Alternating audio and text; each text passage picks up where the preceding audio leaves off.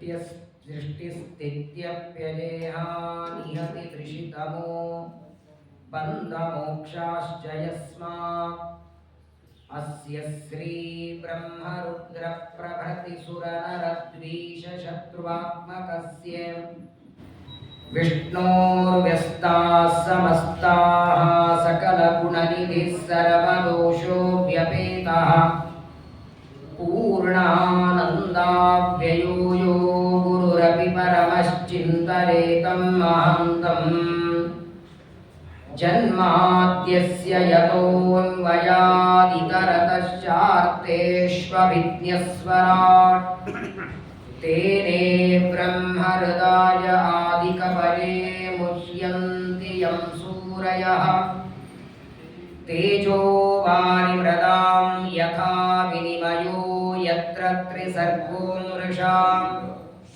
धाम्ना स्वेन सदा निरस्तकुहकं सत्यं परं धीमहि निर्मत्योग्रभवार्णवे निजमनोभीष्टं दिशामीति यः सम्यक् ज्ञापयितुं करेण विलसन् मन्थानमन्नेन च रम्यं दामददन्महेशरजतग्रामश्रियोऽलङ्कृतिः कर्मन्धीश्वरभक्तिबन्धनवशः प्रीतोऽस्तु कृष्णप्रभुः वसुदेवसुतं देवं कंसचाणूरमर्दनं देवकी परमानन्दं कृष्णं वन्दे जगद्गुरुम् अशेषवाक्चाट्यमलापहन्त्री नवं नवं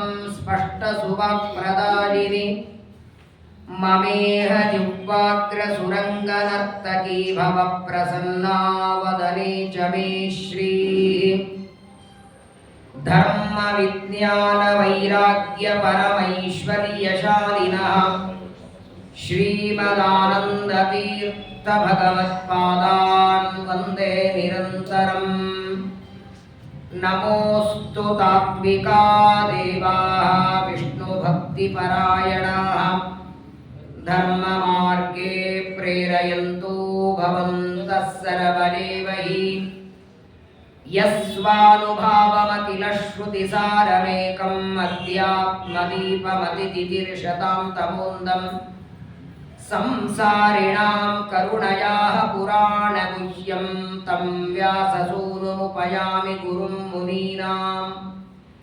आपादमौलिपर्यन्तं गुरूणामाकृतिं स्मरेत् तेन विघ्नाः प्रणश्यन्ति सिद्ध्यन्ति च मनोरथाः। श्रीगुरुभ्यो नमः। श्रीशुक उवाच अथ ब्रह्मात्मजैर्देवैः प्रजेशैरावृतोऽभ्यगात् भवश्च भूतभव्येषो ययौ भूतगणैर्वृतः स्वस्त्यस्तु सताम् अशेषसन्मङ्गलानि भवन्तु।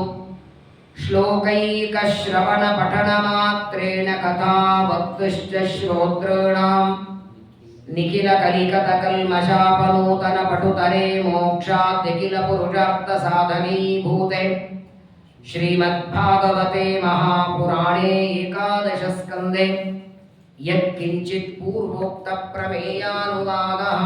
हरिः ओम् हरिः ओम् हरिः ओम्। श्रीगुरुभ्यो नमः।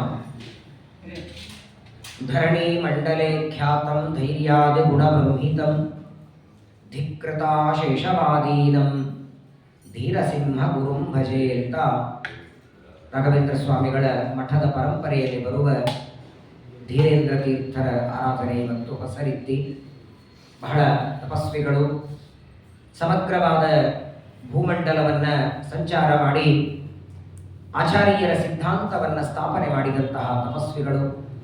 ಅನೇಕ ಗುರುಗಳ ಒಂದು ಆರಾಧನೆ ಈ ಫಲ್ಗುಣ ಮಾಸದಲ್ಲಿ ಬರುತ್ತೆ.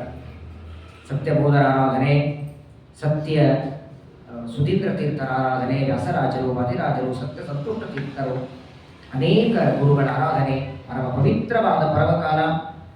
ನೋಡ್ತಾ ನೋಡ್ತಾ ಫಲ್ಗುಣ ಮಾಸದ 15 ದಿನ ಮುಗೀತು. ನಾಡದಿಗೆ ಕೃಷ್ಣ ಪಕ್ಷ ಒಂದಿದೆ. ಮತ್ತೆ 60 ವರ್ಷಗಳ ನಂತರದಲ್ಲಿ ವಿಶ್ವಾವಸುನಾಮ ಸಂವತ್ಸರ. ನಾವು ನೋಡ್ತೀವೋ, ಮಕ್ಕಳು ಮೊಮ್ಮಕ್ಕಳು ನೋಡ್ತಾರೆ. ಕಾಲಚಕ್ರದಲ್ಲಿ ತಿರುಗುತ್ತಾ ಇರ್ತೇವೆ. ವಿಶೇಷವಾಗಿ ಸಂವತ್ಸರದ ಈ ಕೊನೆಯದಾದ ಪರ್ವಕಾಲದಲ್ಲಿ ಭಾಗವತದ ಏಕಾದಶ ಮತ್ತು ದ್ವಾದಶ ಸ್ಕಂದಗಳ ಶ್ರವಣ ಮಾಡುವ ಒಂದು ದೊಡ್ಡ ಭಾಗ್ಯವನ್ನ ಪರಮಾತ್ಮ ಕೊಟ್ಟಿದ್ದಾನೆ. ಈಗಾಗಲೇ ಪ್ರಾಣದೇವರ ಸನ್ನಿಧಾನದಲ್ಲಿ ಏಕಾದಶ ಸ್ಕಂದದ ಕೆಲವು ಭಾಗಗಳು ಜಾಯಂತೆ ಉಪಾಖ್ಯಾನ ಅಂತ ಕರೀತಾರೆ. ಅದನ್ನ 8 ದಿವಸಗಳ ಹಿಂದೆ ನೀವೆಲ್ಲ ಶ್ರವಣ ಮಾಡಿರಿ. ವೃಷಭ ಪರಮಾತ್ಮನ 9 ಜನ ಮಕ್ಕಳು ಕವಿ, ಹರಿ, ಅಂತರಿಕ್ಷ, ಪ್ರಬುದ್ಧ, ಪಿಪ್ಪಲಾಯನ, ಆವಿರಹೋತ್ರ, ಧ್ರುಮಿಲ, ಚಮಸ, ಕರಭಾಜನ ಅನ್ನುವ 9 ಜನ ಸಂಚಾರ ಮಾಡ್ತಾ ವಿದೇಹ ನಗರಕ್ಕೆ ಬಂದಾಗ ಅಲ್ಲಿ ನಡೆದ ಒಂದು ಸಂವಾದ, ಅದೇ ಜಾಯಂತೆ ಉಪಾಖ್ಯಾನ. ಅನೇಕ ಪ್ರಶ್ನೆಗಳು ದೇವರ ಪೂಜಾ ಪದ್ಧತಿಯ ಬಗ್ಗೆ, ಅಭಿಷೇಕದ ನೀರು, ಅರ್ಚನೆ ಮಾಡುವ ಹೂವು, ನೈವೇದ್ಯ ಹೇಗೆ, ನಿತ್ಯ ಕರ್ಮ ಯಾವುದು, ನೈಮಿತ್ತಿಕ ಕರ್ಮ ಯಾವುದು, ಕಾಮ್ಯ ಕರ್ಮ ಅಂದ್ರೇನು, ಅನೇಕ ವಿಚಾರಗಳನ್ನ ರಾಜ ಪ್ರಶ್ನೆ ಮಾಡ್ತಾನೆ. 9 ಜನ ಜ್ಞಾನಿಗಳು ಉತ್ತರ ಕೊಟ್ಟಿದ್ದಾರೆ. ಅದನ್ನ ನೀವೆಲ್ಲ ಶ್ರವಣ ಮಾಡಿದ್ದೀರಿ. ಶ್ರೀಕೃಷ್ಣ ಪರಮಾತ್ಮ ಮಥುರೆಯಲ್ಲಿ ಅವತಾರ ಮಾಡಿದ ಶ್ರಾವಣ ಕೃಷ್ಣ ಅಷ್ಟಮಿ, ಮಥುರೆಯಿಂದ ಗೋಕುಲಕ್ಕೆ ಬಂದ ಅವತ್ತಿನ ರಾತ್ರಿನೇ, ಶ್ರಾವಣ ಮಾಸದ ಅಷ್ಟಮಿ ರಾತ್ರಿನೇ ಮಥುರೆಯಿಂದ ಗೋಕುಲಕ್ಕೆ ಬರ್ತಾನೆ. ಗೋಕುಲದಲ್ಲಿ ತನ್ನ ಬಾಲಲೀಲೆಗಳನ್ನ ನಂದ ಯಶೋಧೆಯರಿಗೆ ತೋರಿಸ್ತಾನೆ. ಎಂಥ ಲೀಲೆಗಳ ನೋಡಿ! ಯಾವ ತಾಯಿನೂ ಮಗನ ಈ ತರಹದ ಲೀಲೆಗಳ ನೋಡಿಲ್ಲ. ಅಂಬೆಗಾಲಿಡೋದು ನಾವು ನೀವಿಡ್ತೇವೆ, ಗೋಡೆ ಹಿಡಿದು ನಡೆಯೋದು ನಾವು ಮಾಡ್ತೇವೆ. ಮತ್ತು ಇದರಲ್ಲಿ ದೇವರದೇನು ವೈಶಿಷ್ಟ್ಯ, ಅದನ್ನೇನು ತೋರಿಸೋದು ಲೀಲೆ. ಕೃಷ್ಣನ ಬಾಲಲೀಲೆ ನೋಡಬೇಕು ಅಂತ ನಂದ ಯಶೋಧೆಯರು ತಪಸ್ಸು ಬೇರೆ ಮಾಡಿದ್ರಂತೆ. ಮತ್ತು ಅವನ ಆಟ ಆಡಿದ ಬಾಲ ಲೀಲೆ ಹಂಗಾಯ್ತು, ನಮ್ದು ಯಾಕೆ ಲೀಲೆ ಆಗಲಿಲ್ಲ? ನಮ್ಮ ಲೀಲೆ ಯಾರು ನೋಡ್ತಾರೆ? ನಮ್ಮ ಅಪ್ಪ ಅಮ್ಮ ನೋಡ್ಬೇಕು, ಅವರು ನೋಡಲ್ಲ. ಆಶ್ಚರ್ಯ ಅಂದ್ರೆ, ಯಾವ ವಯಸ್ಸಿನಲ್ಲಿ ಏನು ಮಕ್ಕಳ ಮಾಡಬೇಕೋ ಮಕ್ಕಳಿಂದ ಮಾಡೋದಕ್ಕೆ ಅಸಾಧ್ಯವಾದದ್ದು ದೇವರು ಮಾಡ್ತಿದ್ದ. ಅದಕ್ಕದು ಲೀಲೆ ಆಯಿತು. ಅವತಾರ ಮಾಡಿದ್ದು ಶ್ರಾವಣ ಕೃಷ್ಣ ಅಷ್ಟಮಿ. ಅವತಾರ ಮಾಡಿದ ಮೊದಲನೇ ತಿಂಗಳಿಗೆ ಮಕ್ಕಳಾದ ಅಂತೆ. ಯಾವ ಮಕ್ಕಳಾಗ್ತಾರೆ ಹೇಳಿ? ಮೊದಲನೇ ತಿಂಗಳಿಗೆ ಮಂಚದ ಮೇಲೆ ಮಲಗಿಸಿದವರು ಮಕ್ಕಳಾದರೆ ಒಂದು ಉತ್ಸವ ಮಾಡಿದರಂತೆ. ಮಕ್ಕಳು ಮಕ್ಕಳಾದ ಯಾರು ಉತ್ಸವ ಮಾಡ್ತಾರೆ? 100 ಜನ ಬ್ರಾಹ್ಮಣರನ್ನ ಕರೆಸಿ ಪುಣ್ಯವಾಚನ ಮಾಡಿ ನನ್ನ ಮಗ ಮಕ್ಕಳಾಗಿದ್ದಾನೆ ಅಂತ ಯಶೋದೆ ಉತ್ಸವ ಮಾಡಿದ್ಲು ಅಂತ ಭಾಗವತ ಹೇಳ್ತಾರೆ. ಇದೊಂದು ದೇವರು ತೋರಿಸಿದ್ದ ಅಸಾಧ್ಯವಾದ ಲೀಲೆ. ಅವತಾರ ಮಾಡಿದ ಮೊದಲನೇ ತಿಂಗಳಲ್ಲಿ ಪೂತನೆ ಎಂಬ ರಾಕ್ಷಸೆಯನ್ನು ಸಂಹಾರ ಮಾಡ್ತಾನೆ. ಇದೊಂದು ಲೀಲೆನೆ. ತೊಡೆಯ ಮೇಲೆ ಹಾಲು ಕುಡಿಯುವಾಗ ಏನೋ ಜೋರಾಗಿ ಆಕಳಿಕೆ ಬಂತು ಅಂತ ಬಾಯಿ ತೆಗೆದರೆ ಅತಲ ವಿತಲ ಸುತಲ ರಸಾತಲ ಮಹಾತಲ ಪಾತಾಳ 14 ಲೋಕಗಳು, 7 ದ್ವೀಪಗಳು, 7 ಸಮುದ್ರಗಳು, ನದಿಗಳು, ಪರ್ವತ, ಗಿಡ, ಗಂಟಿ, ಪಕ್ಷಿ, ಪ್ರಾಣಿ ಮಾತ್ರವಲ್ಲ, ಒಳಗೊಂದು ಗೋಕುಲ. ಕೃಷ್ಣನ ಬಾಯಿಯೊಳಗೊಂದು ಗೋಕುಲ, ಅಲ್ಲೊಂದು ಯಶೋದೆ, ಅಲ್ಲೊಂದು ಪುಟ್ಟ ಮಗು. ಯಾವ ಮಗು ತೋರಿಸ್ತದೆ ಇದೆಲ್ಲ? ಸರಿಯಾಗಿ ಹಲ್ಲು ಬಂದಿರಂಗಿಲ್ಲ ಮಕ್ಕಳಿಗೆ. ನೋಡಿ, ತೃಣಾವರ್ತನ ಕಥೆಯನ್ನು ನೀವೆಲ್ಲ ಕೇಳಿರಿ. ತೃಣಾವರ್ತ ಗಾಳಿಯ ರೂಪದಲ್ಲಿ ಬಂದಿದ್ದ. ತೃಣಾವರ್ತ ಕೃಷ್ಣನನ್ನು ಕೊಲ್ಲೋದಕ್ಕೆ ಬಂದಾಗ ಕೃಷ್ಣ ಎಲ್ಲಿದ್ದಾಗ? ತೊಡೆ ಮೇಲೆ ಇದ್ದ. ತಾಯಿಯ ತೊಡೆ ಮೇಲಿದ್ದ ಮಗುವನ್ನ ತೃಣಾವರ್ತ ಎತ್ತೋ ಸಾಹಸ ಮಾಡಲಿಲ್ಲ. ಹಾಗಾದ್ರೆ ಏನಾಗ್ಬೇಕೀಗ? ತಾಯಿ ಕೆಳಗೆ ಮಲಗಿಸ್ಬೇಕು. ತಾಯಿ ಕೆಳಗೆ ಮಗುವಿಗೆ ಮಲಗಿಸಿದಾಗ ತೃಣಾವರ್ತ ಬೈಬೇಕು. ಮಲಗಿಸೋದು ಹೆಂಗೆ? ಯಶೋಧಾದೇವಿ ತನ್ನನ್ನು ಕೆಳಗೆ ಮಲಗಿಸಿದ್ರೆ ತೃಣಾವರ್ತ ಬೈಲಿಕ್ಕೆ ಸಾಧ್ಯ. ಯಾಕಂದ್ರೆ ತೃಣಾವರ್ತ ಗಾಳಿಯ ರೂಪದಲ್ಲಿ ಬಂದದ್ದು ಇವನಿಗೆ ಮಾತ್ರ ಗೊತ್ತಿತ್ತು, ತಾಯಿ ಗೊತ್ತಿರಲಿಲ್ಲ. ಸರಿ, ತಾನಾಗ ತಾನು ಅಮ್ಮ ನನ್ನನ್ನು ಕೆಳಗೆ ಮಲಗಿಸು ಅನ್ನೋ ಹಾಗಿರಲಿಲ್ಲ. ಏನ್ ಮಾಡಿಬಿಟ್ಟ?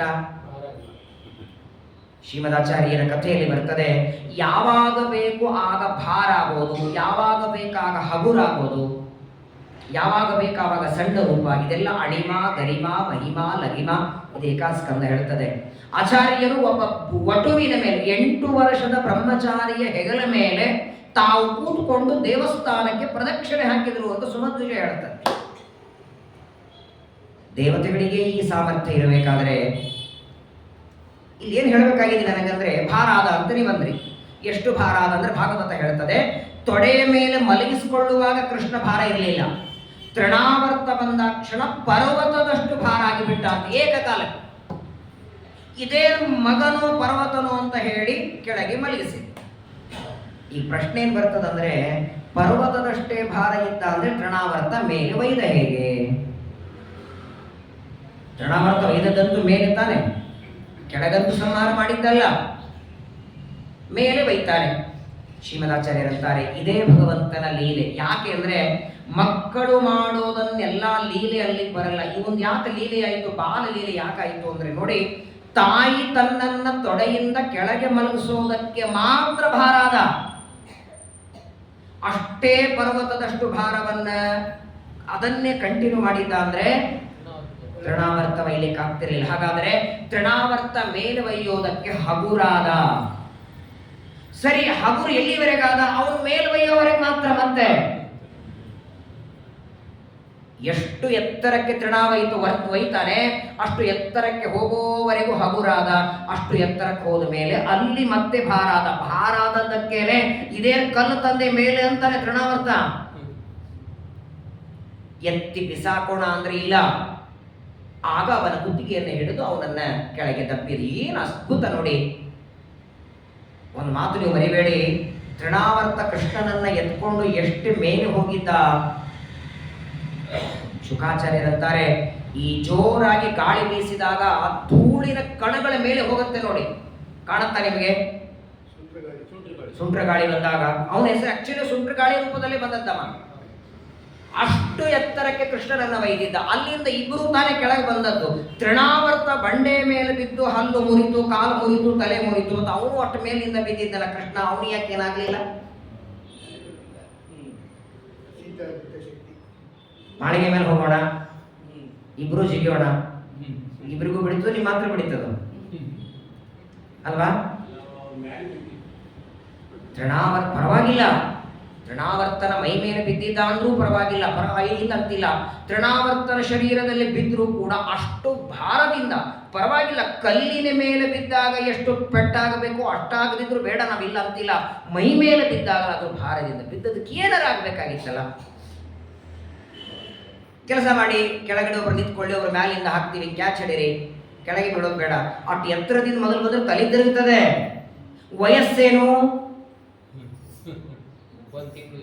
ಅಲ್ವಾ? 1 ತಿಂಗಳದ ಮಗು ಆಕಾಶದ ಎತ್ತರಕ್ಕೆ ತೃಣಾವರ್ತನ ದೇಹದ ಮೇಲೆ ಬಿದ್ದರೂ ಚಿಂತೆ ಇಲ್ಲ. ಅಷ್ಟು ಭಾರದಿಂದ ಬಿದ್ದರೆ ದೇಹದ ಮೇಲೆ ಬಿದ್ದು ಭಾರ. ಅವನ ದೇಹ ಹೆಂಗಿತ್ತು, ಅದು ಕಲ್ಲಿದ್ದಂಗೆ ಇತ್ತು, ಬ್ಯಾಡ ವ್ಯತ್ಯಾಸ ಇರಲಿಲ್ಲ. ಇದನ್ನೆಲ್ಲ ಶುಕಾಚಾರ್ಯ ಹೇಳ್ತಾರೆ. ದೇವರಲ್ಲಿ 3 ಶಕ್ತಿ ಇದೆ ಅಂತೆ: ಕರ್ತುಂ, ಅಕರ್ತುಂ, ಅನ್ಯಥಾ ಕರ್ತು. ಇದು 3 ಕರ್ತ ಏನು ಗೊತ್ತಾ ನಿಮಗೆ? ಕರ್ತುಂ ಅಂದ್ರೆ ಏನು? ಮಾಡೋದಲ್ಲ. ನಾವು ನೀವು ಏನು ಮಾಡ್ಲಿಕ್ಕೆ ಸಾಧ್ಯವೋ ಅದನ್ನೂ ದೇವರು ಮಾಡ್ತಾನೆ. ಇದು ಕರ್ತುಂ. ಅಕ್ಕಿ ಇದ್ರೆ ಮಾತ್ರ ಅನ್ನ ನೀವು ಮಾಡ್ತೀರಿ, ನಾನು ಮಾಡ್ತೇನೆ. ಪಾತ್ರೆ ಇದೆ, ಒಲೆ ಇದೆ, ನೀರು ಇದೆ. ಅಕ್ಕಿ ಒಂದು ತರೋದು ಮರ್ತು ಬಿಟ್ಟೆ ಆಚಾರ್ಯ, ಪರವಾಗಿಲ್ಲ ಅನ್ನ ಮಾಡಿ ಅಂದ್ರೆ ಏನ್ ತಲೆ ಮಾಡ್ತಾರೆ ಆಚಾರ? ಇದು ಅಕ್ಕಿ ಇದ್ರೆ ಅನ್ನ ನಾವು ನೀವು ಮಾಡ್ತೀವಿ, ಅದು ದೇವರು ಮಾಡ್ತಾನೆ. ನಾವೆಲ್ಲರೂ ಮಾಡೋದನ್ನ ದೇವರು ಮಾಡ್ತಾನೆ, ಅದು ಕರ್ತುಂ. ಅಕರ್ತುಂ, ನಾವು ಮಾಡ್ಲಿಕ್ಕಾಗದಿದ್ದದ್ದು ದೇವರು ಮಾಡ್ತಾನೆ. ಅಕ್ಕಿ ಇಲ್ಲದೆ ಅನ್ನ ಮಾಡು ಅಂದ್ರೆ ಮಾಡ್ತಾನವನು. ಅಕ್ಕಿ ಇಲ್ಲದೇನೆ ಅನ್ನ ಮಾಡ್ಲಿಕ್ಕೆ ಸಮರ್ಥ, ಇದು ಅಕರ್ತುಂ. ಆದರೆ ಬಿಳಿಯಾದ ಅಕ್ಕಿಯನ್ನ ಬಿಳಿಯಾಗೇ ಮಾಡ್ಲಿಕ್ಕೆ ನಮ್ಗೆ ನಿಮ್ಗೆ ಬರ್ತದೆ. ಅನ್ಯಥಾ ಕರ್ತುಂ ಅಂದ್ರೆ ಬೇರೆ ರೀತಿಯಿಂದ ಹಸಿರಾದ ಹುಲ್ಲನ್ನ ಆಕಳು ತಿಂದಾಗ ಬಿಳಿಯಾದ ಹಾಲು ಮಾಡ್ತಾನೆ, ಇದು ಅನ್ಯಥಾ ಕರ್ತುಂ. ಯಾರಿಗೂ ಆಗಲ್ಲ. ಬೇಕಾದಷ್ಟು ಇವತ್ತಿನ ವಿಜ್ಞಾನಿಗಳು ಇಷ್ಟು ತಲೆ ಓಡಿಸಿದ್ದಾರೆ, ವಿಮಾನ ಕಂಡು ಹಿಡಿದಿದ್ದಾರೆ, ಫೋನ್ ಕಂಡು ಹಿಡಿದಿದ್ದಾರೆ, ಬೇಕಾದಷ್ಟು ಮುಂದುವರೆದಿದೆ ವಿಜ್ಞಾನ, ನಾನು ಇಲ್ಲ ಅಂತಿಲ್ಲ. ಆದರೆ 9 ತಿಂಗಳು ತಾಯಿಯ ಗರ್ಭದಲ್ಲಿ ಒಂದು ಮಗು ಬೆಳಿಬೇಕಾದ್ರೆ ಏನೊಂದು ವ್ಯವಸ್ಥೆ ದೇವರು ಮಾಡಿದ್ದಾನೆ. ಆ ವ್ಯವಸ್ಥೆ ಇನ್ನ ಶತಮಾನ ಅಲ್ಲ, ಇನ್ನ ಕೋಟಿ ವರ್ಷ ಬಂದರೂ ಯಾವ ವಿಜ್ಞಾನಿಗಳು ಮಾಡ್ಲಿಕ್ಕೆ ಸಾಧ್ಯ ಇಲ್ಲ. ನನ್ನ ಏನ್ ವ್ಯವಸ್ಥೆ, ಏನ್ ಚೆನ್ನಾಗಿರುತ್ತೆ. ದ್ವಾದಶಿಯ ದಿನ ಗಂಜಿ ಮಾಡ್ತಾರೆ ನೋಡಿ. ಕಾಯಿ ಗಂಜಿಗೆ ಅಕಸ್ಮಾತ್ತಾಗಿ ಮೆಣಸಿನಕಾಯಿ ಹೆಚ್ಚಿಗೂ ಹಾಕ್ಬಿಟ್ರೆ ನಿಶ್ಚಕ್ರ ಏಕಾದಶಿ ಮಾಡಿದವ್ರ ಗತಿ ಏನು ಹೇಳಿ? ಈ ಮೆಣಸಿನಕಾಯಿ ಬಹಳ ಭಯಾನಕ. ವಿಚಾರ ಮಾಡಿ, ಗರ್ಭದಲ್ಲಿ ಇರುವಾಗ ತಾಯಿ ತಿಂದಂತಹ ಆಹಾರದ ಅನ್ನದಲ್ಲಿ ಮೆಣಸಿನಕಾಯಿನೂ ಇದೆ, ಖಾರ ಪುಡಿನೂ ಇದೆ. ಅದನ್ನೆಲ್ಲ ಕೂಸಿನ ಹೊಟ್ಟೆಗೆ ಹೋದ್ರೆ ಅದ್ಯಾಕ್ರಿ ಬದುಕ್ತದೆ? ಹೆಣಾಗಿ ಬರ್ಬೇಕದು. ಹೊರಗೆ ಬಂದ ಮೇಲೇನೆ ಜಾಠರಾಗ್ನಿ ಚೆನ್ನಾಗಿರಲ್ಲ, ಕೆಲವರದು ಜೀರ್ಣ ಆಗಲ್ಲ. ಹಾಗಾದರೆ ಎಷ್ಟು ಆಹಾರ ಗರ್ಭದಲ್ಲಿರುವಾಗ ಮಗುವಿಗೆ ಹೋದರೆ ಅದು ಬದುಕತ್ತೆ, ಅಷ್ಟು ಮಾತ್ರ. ಇನ್ನೂ ಗಂಟ್ಲಿಗೆ ಬಂದಿರ್ತದೆ, ಒಂದು ತುತ್ತು ತಾಯಿ ಊಟ ಮಾಡ್ತಾಳೆ, ಒಂದು ಅನ್ನ ಸಾರು ಕಲಿಸಿ ತಾಯಿ ತಿಂತಾಳಂತ ಇಟ್ಕೊಳ್ಳಿ.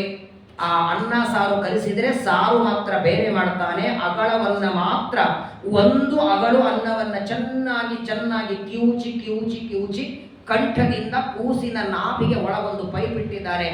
ಆಪ್ಯಾಯಿನಿ ಅಂತ ಹೆಸರು ಅದಕ್ಕೆ. ಅದರ ಮೂಲಕ ಕೂಸಿನ ಪ್ರಾಯ ಎಲ್ಲರೂ ತಿನ್ನೋದು ಬಾಯಿಯಿಂದ, ಗರ್ಭದಲ್ಲಿ ಮಾತ್ರ ಹೊಕ್ಕಳದಿಂದ ಒಳಗೆ ಹೋಗ್ತಿರ್ತದೆ. ನಾನು ಉಂಡದ್ದು ನನ್ನ ಕೂಸಿಗೆ ಹೋಯ್ತು ಅಂತ ಉಣೋ ತಾಯಿಗೆ ಗೊತ್ತಿಲ್ಲ. ಯಾವ ತಾಯಿ ಊಟ ಮಾಡಿದ್ದಾಳೆ? ನೀವೆಲ್ಲ ತಾಯಿ ಅಜ್ಜಿ ಆಗಿರಲ್ಲ. ತಿನ್ನುವಾಗ ಇದು ನನ್ನ ಮಗನ ಗರ್ಭದಲ್ಲಿದ್ದ ಮಗುವಿನ ಕಣ್ಣಿಗೆ, ಇದು ಕಿವಿಗೆ, ಇದು ಕಿಡ್ನಿಗೆ, ಇದು ಲೀವರ್ಗೆ, ಇದು ಲಂಗ್ಸಿಗೆ. ಅಚಿಂತ್ಯದ್ಭುತ ಶಕ್ತಿ ದೇವರದು. ಅವನೊಬ್ಬನೇ ಮಾಡಬಲ್ಲ ಇದನ್ನ.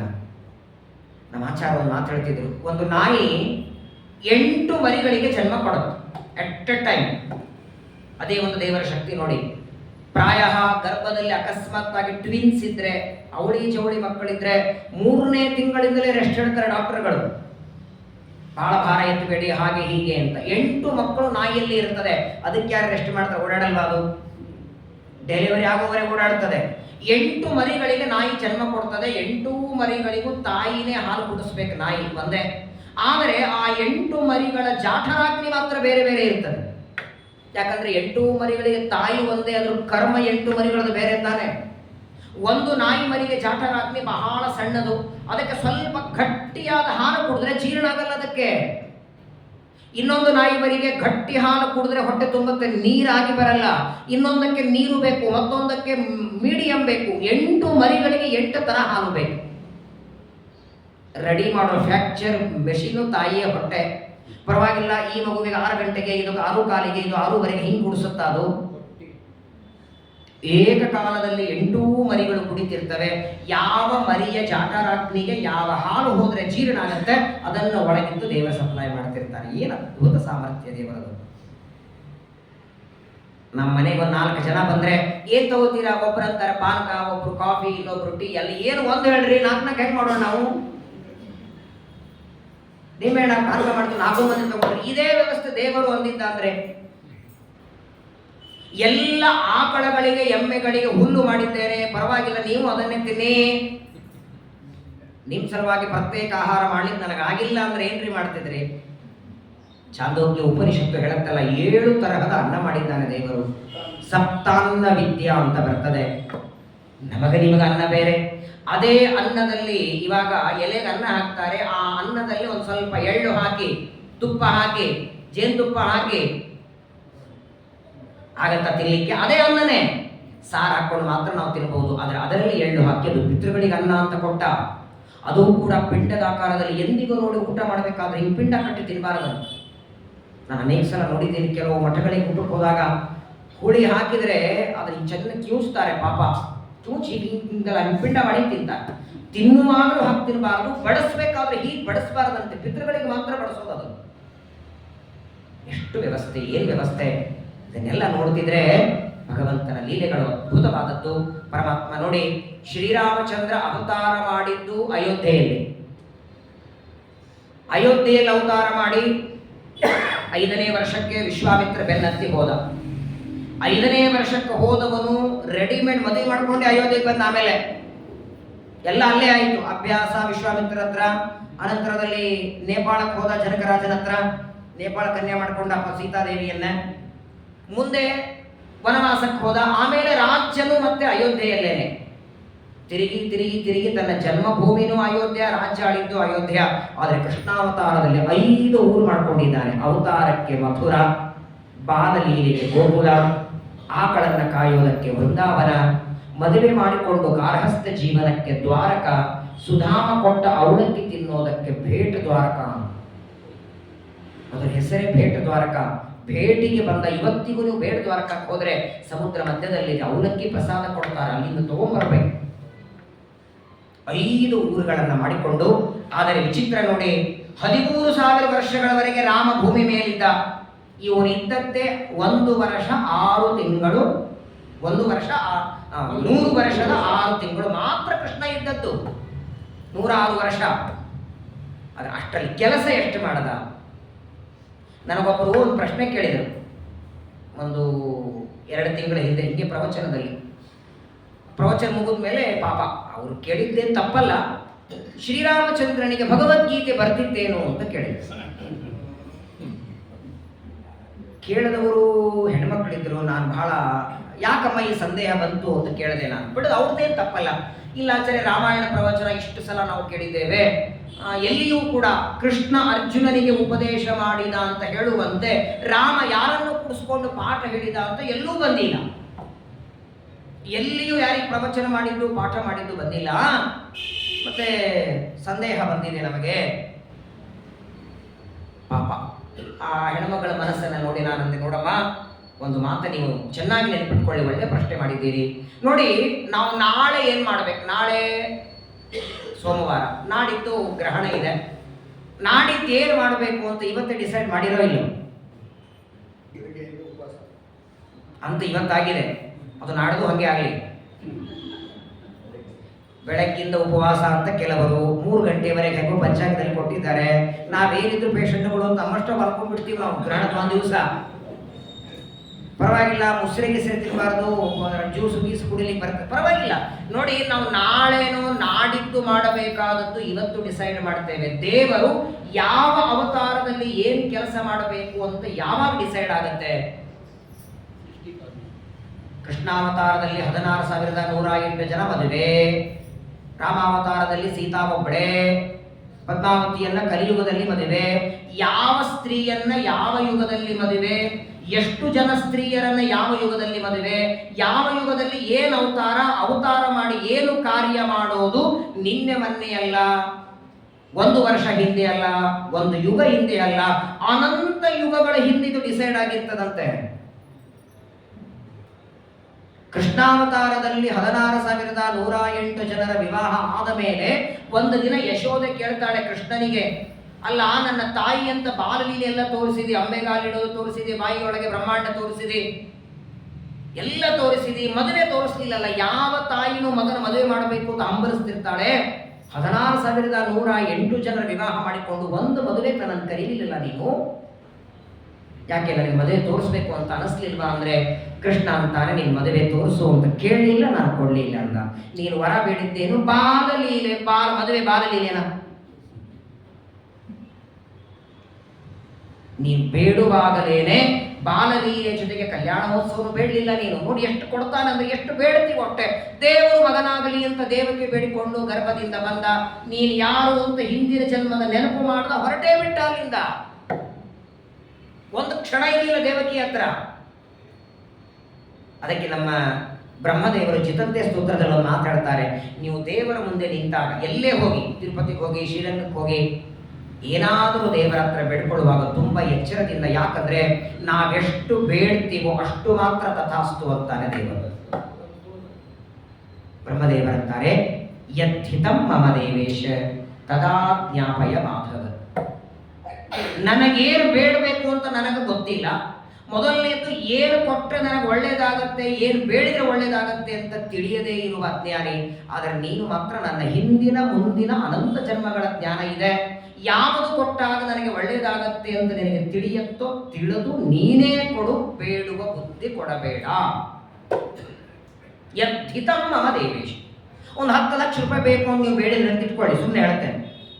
10 ಲಕ್ಷ ರೂಪಾಯಿ ಬೇಕು ಅಂತ ಬೇಡಿದ್ರಿ, ದೇವರು ತಥಾಸ್ತು ಅಂತ ಕೊಟ್ಟ.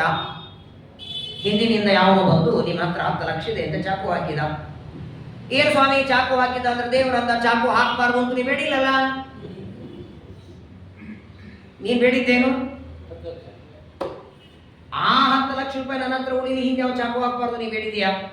ಹಾಗಾದ್ರೆ ಏನ್ ಬೇಡೋದು? 10 ಲಕ್ಷ ಕೊಟ್ಟು ನನಗೆ ಒಳ್ಳೇದಾಗ್ತಿದ್ರೆ ಕೊಡು, ಇಲ್ಲ ಅಂದ್ರೆ ಸರ್ವಥಾ ಬೇಡ. ಪರಮಾತ್ಮ ಒಂದು ಮದುವೆಯನ್ನು ತೋರಿಸಲಿಲ್ಲ. ಕಾರಣ ಏನಂದ್ರೆ ಅವನೆಲ್ಲ ಸಂಕಲ್ಪ ಮಾಡಿಬಿಡ್ತಾನೆ. ಮತ್ಸ್ಯಾವತಾರದಲ್ಲಿ ಸತ್ಯವ್ರತ ರಾಜನಿಗೆ ಉಪದೇಶ, ಕೂರ್ಮಾವತಾರದಲ್ಲಿ ಬೆನ್ನಿನ ಮೇಲೆ ಪರ್ವತ ಹೊತ್ತುಕೊಂಡು ದೇವತೆಗಳಿಗೆ ಸಮುದ್ರ ಮಥನಕ್ಕೆ ಅನುಕೂಲ ಮಾಡಿಕೊಡೋದು, ವರಾಹಾವತಾರದಲ್ಲಿ ಪೃಥ್ವಿಯನ್ನು ಮೇಲೆ ತರೋದು, ನರಸಿಂಹ ಅವತಾರದಲ್ಲಿ ಪ್ರಹ್ಲಾದನಿಗೆ ಉಪದೇಶ, ಎಷ್ಟು ವ್ಯವಸ್ಥೆ ತಾನು ಮೊದಲೇ ಡಿಸೈಡ್ ಮಾಡ್ತಾನೆ. ಹಾಗಾಗಿ ಅವನ ಅವತಾರದಲ್ಲಿ ಮೊದಲನೇದಂದ್ರೆ ಅವನಿಗೆ ಇದನ್ನು ಮಾಡುವಂತ ಆಜ್ಞೆ ಮಾಡೋರಿಲ್ಲ.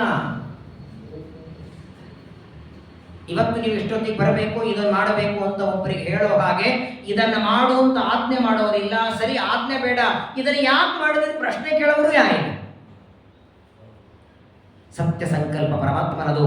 ಹಾಗೆ ಕೃಷ್ಣಾವತಾರದಲ್ಲಿ ದ್ವಾರಕಾಪಟ್ಟಣದಲ್ಲಿ ಭಗವಂತ ವಿವಾಹವನ್ನ ಮಾಡಿಕೊಂಡಿದ್ದಾನೆ. 16,108 ಜನ ಸ್ತ್ರೀಯರ ವಿವಾಹ ಮಾಡಿಕೊಂಡ. ಪ್ರತಿಯೊಬ್ಬ ಸ್ತ್ರೀಯಲ್ಲಿ 10 ಜನ ಗಂಡು ಮಕ್ಕಳು, 1 ಹೆಣ್ಣು ಮಗು. ಏನು ಸಂಸಾರ! ಸುಮಾರು 1,60,000 ಜನ ಮಕ್ಕಳಿದ್ರಂತೆ ಕೃಷ್ಣನಿಗೆ. ಹೆಂಗ್ ರಕ್ಷಣೆ ಮಾಡಿರ್ಬೋದು ಮಕ್ಕಳಿಗೆ? ಇಬ್ಬರೇ ಆದ್ರೆ ಹೆಂಗಿರುತ್ತೆ? ಮಗ ಅದು ಬೇಕು ಇದು ಬೇಕು ಅನ್ನೋದಾಗ ಗಾರ್ಹಸ್ಥ್ಯ ಜೀವನ ಹೇಗೆ ಮಾಡಬೇಕು ನೋಡಿ. ದೇವರು 16,108 ಜನ ಸ್ತ್ರೀಯರ ವಿವಾಹ ಮಾಡಿಕೊಂಡು ಮಕ್ಕಳನ್ನ ಪಡೆದು, ಮೊಮ್ಮಕ್ಕಳನ್ನ ಪಡೆದು, ಮರಿಮೊಮ್ಮಕ್ಕಳನ್ನ ಪಡೆದು, ಎಲ್ಲರೂ ದ್ವಾರಕಾದಲ್ಲೇನೆ. ಇವತ್ತೇನೋ ದ್ವಾರಕಾ ಗುಡಿ ನೋಡ್ತಿರಲ್ಲ, ಇದು ಕೃಷ್ಣ ಕಟ್ಟಿದ್ದಲ್ಲ. ಶ್ರೀಕೃಷ್ಣ ಪರಮಾತ್ಮ ಒಂದೇ ರಾತ್ರಿಯಲ್ಲಿ ವಿಶ್ವಕರ್ಮನಿಂದ ಕಟ್ಟಿಸ್ತಾನೆ. ಯಾವಾಗ? ಕಾಲಯವನ ಯುದ್ಧಕ್ಕೆ ಬಂದ ಅಂತ ಗೊತ್ತಾಗಿ ದ್ವಾರಕಾಪಟ್ಟಣವನ್ನು ಸಮುದ್ರದಲ್ಲಿ ಕಟ್ಟಿಸಿ ಮಥುರೆಯಲ್ಲಿದ್ದವರನ್ನೆಲ್ಲ ಸಾಗಿಸಿಬಿಟ್ಟ. ಆದರೆ ಇವತ್ತು ನೋಡುವ ದ್ವಾರಕಾ ಕೃಷ್ಣ ಕಟ್ಟಿದ್ದಲ್ಲ, ಅದನ್ನು ತಾನೇ ಕಾಲಿನಿಂದ ತೊಳೆದು ಭೂಮಿಯಲ್ಲಿ, ನೀರಿನಲ್ಲಿ, ಸಮುದ್ರದಲ್ಲಿ ಮುಳುಗಿಸಿದ. ಕೃಷ್ಣನಿಗೆ ರುಕ್ಮಿಣಿಯಲ್ಲಿ ಹುಟ್ಟಿದವನು ಪ್ರದ್ಯುಮ್ನ, ಪ್ರದ್ಯುಮ್ನನಿಗೆ ರತಿದೇವಿಯಲ್ಲಿ ಹುಟ್ಟಿದವನು ಅನಿರುದ್ಧ, ಅನಿರುದ್ಧನಿಗೆ ಹುಟ್ಟಿದವನೇ ವಜ್ರನಾಭ. ಅವನು ಕಟ್ಟಿದ್ದು ಇವತ್ತಿನ ದ್ವಾರಕ. ಇದು ದೇವರು ತಾನು ಮಾಡಿಕೊಂಡ ವ್ಯವಸ್ಥೆ. 16,108 ಜನ ಸ್ತ್ರೀಯರ ಮದುವೆ ಮಾಡಿಕೊಂಡು ಗಾರ್ಹಸ್ಥ್ಯ ಜೀವನ. ನಮ್ಮ ಶ್ರೀಮದ್ ಆನಂದ ತೀರ್ಥರು ದ್ವಾದಶ ಸ್ತೋತ್ರದಲ್ಲಿ ಒಂದು ಮಾತು ಹೇಳ್ತಾರೆ, ಅವ್ಯಾಕೃತ ಗೃಹಸ್ಥಾರೇ ರಮಾ ಪ್ರಣಯಿನೇ ನಮಃ. ಗೃಹಸ್ಥ ಅಂದ್ರು ಬರೇ ಗೃಹಸ್ಥ ಅನ್ನಲಿಲ್ಲ ಆಚಾರ್ಯರು, ಅವ್ಯಾಕೃತ ಗೃಹಸ್ಥ. ಇವನಂತ ಗೃಹಸ್ಥರು ಯಾರಿಲ್ಲ ಅಂತೆ. ಬ್ರಹ್ಮಚರ್ಯ ಒಳಗೂ ಇವರಂತೆ ಯಾರಿಲ್ಲ, ಗಾರ್ಹಸ್ಥ್ಯದಲ್ಲೂ ಇವರಂತೆ ಯಾರಿಲ್ಲ. ನೋಡಿ, ಗೃಹಸ್ಥರು ಏನ್ ಮಾಡಬೇಕು? ಗೃಹಸ್ಥರ ಕರ್ತವ್ಯಗಳೇನೇನಿದೆ? ಬ್ರಹ್ಮಚಾರಿಗಳಿಗೆ ಅಗ್ನಿ ಕಾರ್ಯ ಮಾಡಬೇಕು, ಗುರುಗಳ ಹತ್ರ ಹೋಗಬೇಕು, ಅಧ್ಯಯನ ಮಾಡಬೇಕು ಅಂತಿದೆಯಲ್ಲ, ಹಾಗೆ ಗೃಹಸ್ಥರ ಕೆಲಸ ಏನು? ಮೊದಲನೇದು ಹೇಳೋದು ಎಷ್ಟೊತ್ತಿಗೆ. ನಾವು ಹೇಳೋದು ಬೇಡ, ಅದ್ರ ಮೇಲೆ ಡಿಸೈಡ್ ಬೇಡ, ಎಷ್ಟೊತ್ತಿಗೆ ಹೇಳ್ಬೇಕನ್ನೋದು. ಬ್ರಾಹ್ಮೆ ಮುಹೂರ್ತೆ ಚೋತ್ಥಾಯ ವಾಯು ಸ್ಪೃಶ್ಯ ಮಾಧವ. ಶ್ರೀಕೃಷ್ಣ ಪರಮಾತ್ಮ 4 ಗಂಟೆ ಹೇಳ್ತಿದ್ದ ಅಂತ ನಸಿಕಿನ ಜಾವ. ಪ್ರಾಯ ಕೋಳಿ ಕೂಗಿದ ಮೇಲೆ ಎಲ್ಲರೂ ಹೇಳಬೇಕು. ಇವ ಎದ್ದು ಕೋಳಿಗಳಿಂದ ಎಬ್ಬಿಸ್ತಿದ್ದ. ಇವನ ಎದ್ದದ ಧ್ವನಿ ಕೇಳಿ ಕೋಗಿಗಳನ್ನು ಹೇಳಬೇಕಂತೆ. ತಾನು ಎದ್ದು ತುಳಸಿ ಮೃತ್ತಿಗೆ ಮುಖಮಾರ್ಜನ ಮಾಡಿಕೊಂಡು, ತುಳಸಿ ಮೃತ್ತಿಗೆ ಹಚ್ಚಿಕೊಂಡು, ಭಾಗವತ ಹೇಳುತ್ತದೆ, ಧ್ಯಾನ ಮಾಡಿದ ಅಂತ ಬರ್ತದೆ. ದದ್ಯವು ಪ್ರಸನ್ನ ಕರ್ಣ ಸ್ವಾತ್ಮಾನಂ ತಮಸಪ್ಪರಂ. ನಿತ್ಯ 4 ಗಂಟೆಗೆ ಎದ್ದು ಕೃಷ್ಣ ಧ್ಯಾನ ಮಾಡ್ತೀವಿ. ಯಾರದು? ನಾವೆಲ್ಲ ಅವನು ಧ್ಯಾನ ಮಾಡ್ತೀವಲ್ವೇ? ಶ್ರೀಮನ್ಯಾಯ ಸುಧಾ ಗ್ರಂಥದ 2ನೇ ಅಧಿಕರಣ ಜಿಜ್ಞಾಸಾಧಿಕರಣ ಮುಗಿದ ಮೇಲೆ ಜನ್ಮಾಧಿಕರಣದಲ್ಲಿ ಇದನ್ನ ಶ್ರೀಮದಾಚಾರ್ಯ ತಗೋತಾರೆ. ಈ ಶ್ಲೋಕ ತಗೋತಾರೆ. ಭಾಗವತ ಶ್ಲೋಕವನ್ನು ತಗೊಂಡು ಟೀಕಾರಾಯರು ಸುಧಾದಲ್ಲಿ ಹೇಳ್ತಾರೆ, ಏಕಂ ಪರಂ ಜ್ಯೋತಿರನನ್ಯವದ್ವಯಂ ಸ್ವಸಂಸ್ಥಯ ನಿತ್ಯ ನಿರಸ್ತ ಕಲ್ಮಷಂ ಬ್ರಹ್ಮಾಖ್ಯಮಸ್ಯೋದ್ಭವನಾದಿ ಹೇತುಭಿಃ ಸ್ವಲೀಲಯ ನಿರ್ಜಿತ ಭಾವ ನಿರ್ವೃತಂ. ಇದೇನಿಟ್ಟುಕೊಂಡು ಈ ಜಗಜ್ಜನ್ಮಾದಿ ಕಾರಣ ಅನ್ನೋದು ದೇವರ ಲಕ್ಷಣ ಅಂತಿರಲ್ಲ, ಇದು ಸ್ವರೂಪ ಲಕ್ಷಣವೋ ತಟಸ್ಥ ಲಕ್ಷಣವೋ ಅಂತ ಪ್ರಸಂಗ ಮಾಡಿಕೊಂಡು ಜನ್ಮಾಧಿಕರಣದಲ್ಲಿ ವಿವರಣೆ ಕೊಡ್ತಾರೆ.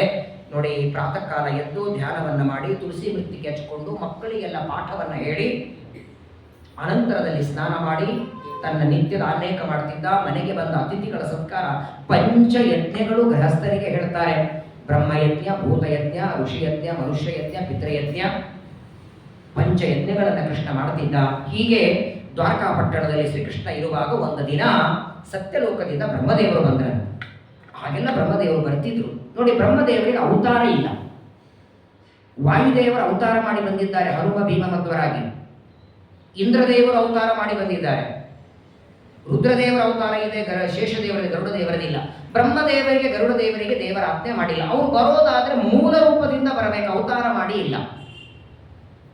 ಬ್ರಹ್ಮದೇವರು ಸತ್ಯಯಾದ ದ್ವಾರಕಾಪಟ್ಟಣದಲ್ಲಿ ಶ್ರೀಕೃಷ್ಣ ಪರಮಾತ್ಮ ವಿವಾಹ ಮಾಡಿಕೊಂಡು ಗೃಹಸ್ಥನಾಗಿ ಅನೇಕ ವರ್ಷಗಳವರೆಗೆ ಗಾರ್ಹಸ್ಥ್ಯ ಜೀವನ ಮಾಡುವಾಗ ಒಂದು ದಿನ ಬ್ರಹ್ಮದೇವರು ರುದ್ರದೇವರು ಎಲ್ಲ ಇಂದ್ರಾದಿ ದೇವತೆಗಳನ್ನ ಕರ್ಕೊಂಡು ಬರ್ತಾರೆ. ಬರೋ ಹೊತ್ತಿಗೆ ಪರಮಾತ್ಮ, ಏನಿದ್ರು ಬ್ರಹ್ಮದೇವರು ತಮ್ಮ ಮಗನೇ, ಆದರೆ ನೋಡಿ ತಂದೆ ಮಗನಿಗೆ ಎಷ್ಟು ಆದರ ಗೌರವ ಮಾಡ್ತಾರೆ. ವೆಂಕಟೇಶ್ ಕಲ್ಯಾಣ ಪ್ರತಿ ವರ್ಷ ಕೇಳ್ತೀರಿ, ಶ್ರೀನಿವಾಸನ ಮದುವೆಗೆ ಬ್ರಹ್ಮದೇವರು ಬಂದ್ರೆ ಎಷ್ಟು ಆನಂದ ದೇವರಿಗಾಗಿತ್ತು. ಎದ್ದು ಹೋಗಿ ಆಲಿಂಗನ ಮಾಡಿಕೊಂಡ ಬ್ರಹ್ಮದೇವರನ್ನ ಅಂತ ನೋಡಿ. ಒಂದು ಮಾತು ಮರಿಬೇಡಿ, ಬ್ರಹ್ಮದೇವರ ಮೇಲೆ ವಾಯುದೇವರ ಮೇಲೆ ಯಾಕಷ್ಟು ಪ್ರೀತಿ ದೇವರಿಗೆ? ಮಗ ಅಂತ ನೀವು ಮಾಡೇ ಮಾಡ್ತೀರ, ನಿಮ್ಮ ಮಕ್ಕಳ ಮೇಲೆ ಮಾಡಲ್ವಾ? ತಂದೆ ಮಗನ ಮೇಲೆ ಪ್ರೀತಿ ಮಾಡ್ಲಿಕ್ಕೆ ರೀಸನ್ ಬೇಕಾಗಿಲ್ಲ. ತಪ್ಪುಗಳಿದ್ರೂ ಮಗನ ಮೇಲೆ ತಂದೆ ಪ್ರೀತಿ ಇರುತ್ತೆ. ಆದರೆ ತಂದೆಯಾದ ಪರಮಾತ್ಮ ಇವರಿಬ್ಬರ ಮೇಲೆ ಪ್ರೀತಿ, ವಾಯುದೇವರ ಮೇಲೆ ಬ್ರಹ್ಮದೇವರ ಮೇಲೆ ಮಾಡೋದಕ್ಕೆ ಕಾರಣ ಇವರಿಗೇನು ಜವಾಬ್ದಾರಿ ದೇವರು ಕೊಟ್ಟಿದ್ದಾರೆ ನೋಡಿ, ಆ ಜವಾಬ್ದಾರಿಯನ್ನು ಎಷ್ಟು ಚೆನ್ನಾಗಿ ನಿರ್ವಹಿಸ್ತಿದ್ದಾರೆ ಗೊತ್ತಾ? 60 ಜನ ಊಟಕ್ಕೆ ಸಂಘದಲ್ಲಾದರೆ ಯಾರು ಬಡಿಸೋರು, ಅಡಿಗೆ ಮಾಡೋರು ಯಾರು, ಅನ್ನ ಕಡಿಮೆ ಬಿತ್ತೋ, ಹೇಗಾಯ್ತೋ ಏನಾಯ್ತೋ ಅಂತ ವಿಚಾರ ಇರ್ತದೆ. 60-70 ಜನರ ಬಗ್ಗೆನೇ ತಲೆ ಕೆಡಿಸ್ಕೊಂಡ್ರೇನೆ ಬಹಳ ತಲೆ ಕೆಟ್ಟು ಹೋಗುತ್ತೆ. ಅನಂತ ಜೀವರಾಶಿಗಳ ಜವಾಬ್ದಾರಿ ಹಿರಿಮಗನಿಗೆ ಒಪ್ಪಿಸಿದ್ದಾನೆ ಬ್ರಹ್ಮದೇವರಿಗೆ. ಅವರಲ್ಲಿ ನಿಂತು ಉಸಿರಾಡುವ ಕಾರ್ಯವನ್ನು ಎರಡನೇ ಮಗನಿಗೆ ಒಪ್ಪಿಸಿದ್ದಾನೆ ಅನ್ನೋದಕ್ಕಷ್ಟು ಪ್ರೀತಿ. ಒಂದು ದಿನ ಒಂದು ಕ್ಷಣವೂ ದೇವರ ಬಗ್ಗೆ ತಪ್ಪು ಕಲ್ಪನೆಗೂ ಬರದೇ ಇದ್ದವರು ಇವರಿಬ್ಬರೇ. ಅನ್ನೇ ಭಾಗವತತ್ವೇಪಿ ಚಿನ್ನ ಧರ್ಮ ಕ್ವಚಿತ್ ತಾತ್ಪರ್ಯದಲ್ಲಿ ಆಚಾರ್ಯರಂತಾರೆ. ಅಂತಹ ತನ್ನ ಮೆಚ್ಚಿನ ಮಗ ಬ್ರಹ್ಮದೇವರು ಬಂದಿದ್ದಾರೆ. ಬ್ರಹ್ಮದೇವರು ಬಂದು ಸಾಷ್ಟಾಂಗ ನಮಸ್ಕಾರ ಮಾಡ್ತಾರೆ. ಬ್ರಹ್ಮದೇವರಂತಾರೆ, ಸ್ವಾಮಿ, ಅವತ್ತು ನೀನು ಕೃಷ್ಣನಾಗಿ ಬರಬೇಕಾದಾಗಲೂ ಪ್ರಾರ್ಥನೆ ನಾನೇ ಮಾಡಿದ್ದೆ. ಭೂದೇವಿ ಆಕಳಾಗಿ ನನ್ನ ಹತ್ರ ಬಂದು ನಾನು ಭೂದೇವಿಯನ್ನು ಕರ್ಕೊಂಡು ಕ್ಷೀರ ಸಮುದ್ರಕ್ಕೆ ಬಂದೆ, ನೀನು ಪ್ರತ್ಯಕ್ಷವಾಗಿ ಬಂದೆ, ಭೂಭಾರ ಹರಣಕ್ಕಾಗಿ ಅವತಾರ ಮಾಡುವಂತ ಅಂದು ನಾನು ಪ್ರಾರ್ಥನೆ ಮಾಡಿದ್ದೆ. ನಾನು ಮಾಡಿದ ಪ್ರಾರ್ಥನೆಗೆ ದೇವಕಿಯ ಗರ್ಭದಲ್ಲಿ ಅವತಾರ ಮಾಡಿದೆ, ಭೂಭಾರ ಹರಣ ಆಯಿತು. ನೀನು ಮಾಡಿದೆ, ನಿನ್ನ ಭಕ್ತರಿಂದಲೂ ಮಾಡಿಸಿದೆ. 18 ದಿನದ ಯುದ್ಧ ಮಾಡಿ ಪಾಂಡವರಿಂದಲೂ ಭೂಭಾರ ಹರಣ ಮಾಡಿಸಿದೆ. ನೀನು ಸ್ವತಃ ಕಂಸನ ಸಂಹಾರ ಮಾಡಿ ಭೀಮಸೇನ ದೇವರಿಂದ ಜರಾಸಂಧನ ಸಂಹಾರ ಮಾಡಿಸಿ, ಅಥವಾ ನಾನಾ ತರಹದ ರಾಕ್ಷಸರನ್ನ ಸಂಹಾರ ಮಾಡಿದ್ದಿ. ಯಾವ ಕೆಲಸಕ್ಕೆ ನೀನು ಭೂಮಿಗೆ ಬಂದಿದ್ದಿ? ನಿನ್ನ ಅವತಾರ ಮುಗಿದಿದೆ, ಇನ್ನು ಬೇಗ ನೀನು ಪರಂಧಾಮಕ್ಕೆ ಬರಬೇಕು. ಅನೇಕ ಸಲ ಹೇಳಿದ್ದೇನೆ, ಬ್ರಹ್ಮದೇವರ ಪ್ರಾರ್ಥನೆ 2 ಬಾರಿ ಇರುತ್ತೆ ಎಲ್ಲ ಅವತಾರಗಳಲ್ಲಿ. ಅವತಾರ ಮಾಡುವಂತ ಒಂದು ಪ್ರಾರ್ಥನೆ, ಅವತಾರದ ಕೊನೆಯಲ್ಲಿ ನೀನು ಭೂಮಿಗೆ ಬಂದು ಮಾಡಬೇಕಾದ ಕಾರ್ಯವೆಲ್ಲ ಮುಗಿದಿದೆ, ಮತ್ತೆ ನೀನು ಪರಂಧಾಮಕ್ಕೆ ಬರಬೇಕು ಅಂತ ಬ್ರಹ್ಮದೇವರ ಪ್ರಾರ್ಥನೆ. ಈಗ ಒಂದು ಮಾತು ಹೇಳ್ತಾರೆ, ತ್ರೇತಾಯುಗದಲ್ಲಿ ರಾಮನಾದಾಗ ರಾಮನಿಗೆ ನೀನು ಬರಬೇಕು ಅಂತ ಕರೆದರು ಬ್ರಹ್ಮದೇವರು. ಆದರೆ ಇಲ್ಲಿ ವಿಶೇಷ ಹೇಳ್ತಾರೆ, ಬ್ರಹ್ಮದೇವರಂತಾರೆ, ನೀನೇನಾದರೂ ಅವತಾರ ಸಮಾಪ್ತಿ ಮಾಡಲಿಲ್ಲ ಅಂದ್ರೆ ಕಲಿಯುಗ ಪ್ರಾರಂಭ ಆಗೋದಿಲ್ಲ. ಕಲಿಯುಗಕ್ಕೆ ಅವಕಾಶ ಇಲ್ಲ. ದುಷ್ಟರು, ನೀಚರು, ಪಾಪಿಗಳು ಸ್ವಾರ್ಥ ಕಲಿಯುಗದಲ್ಲಿ ಬೆಳಿಬೇಕು. ಅದು ಬೆಳಿಬೇಕಾದ್ರೆ ನೀನು ಅವತಾರ ಮುಗಿಸಿ ಪರಂಧಾಮಕ್ಕೆ ಬರಬೇಕು. ಪಾಂಡವರು ಅವತಾರ ಮಾಡಬೇಕು.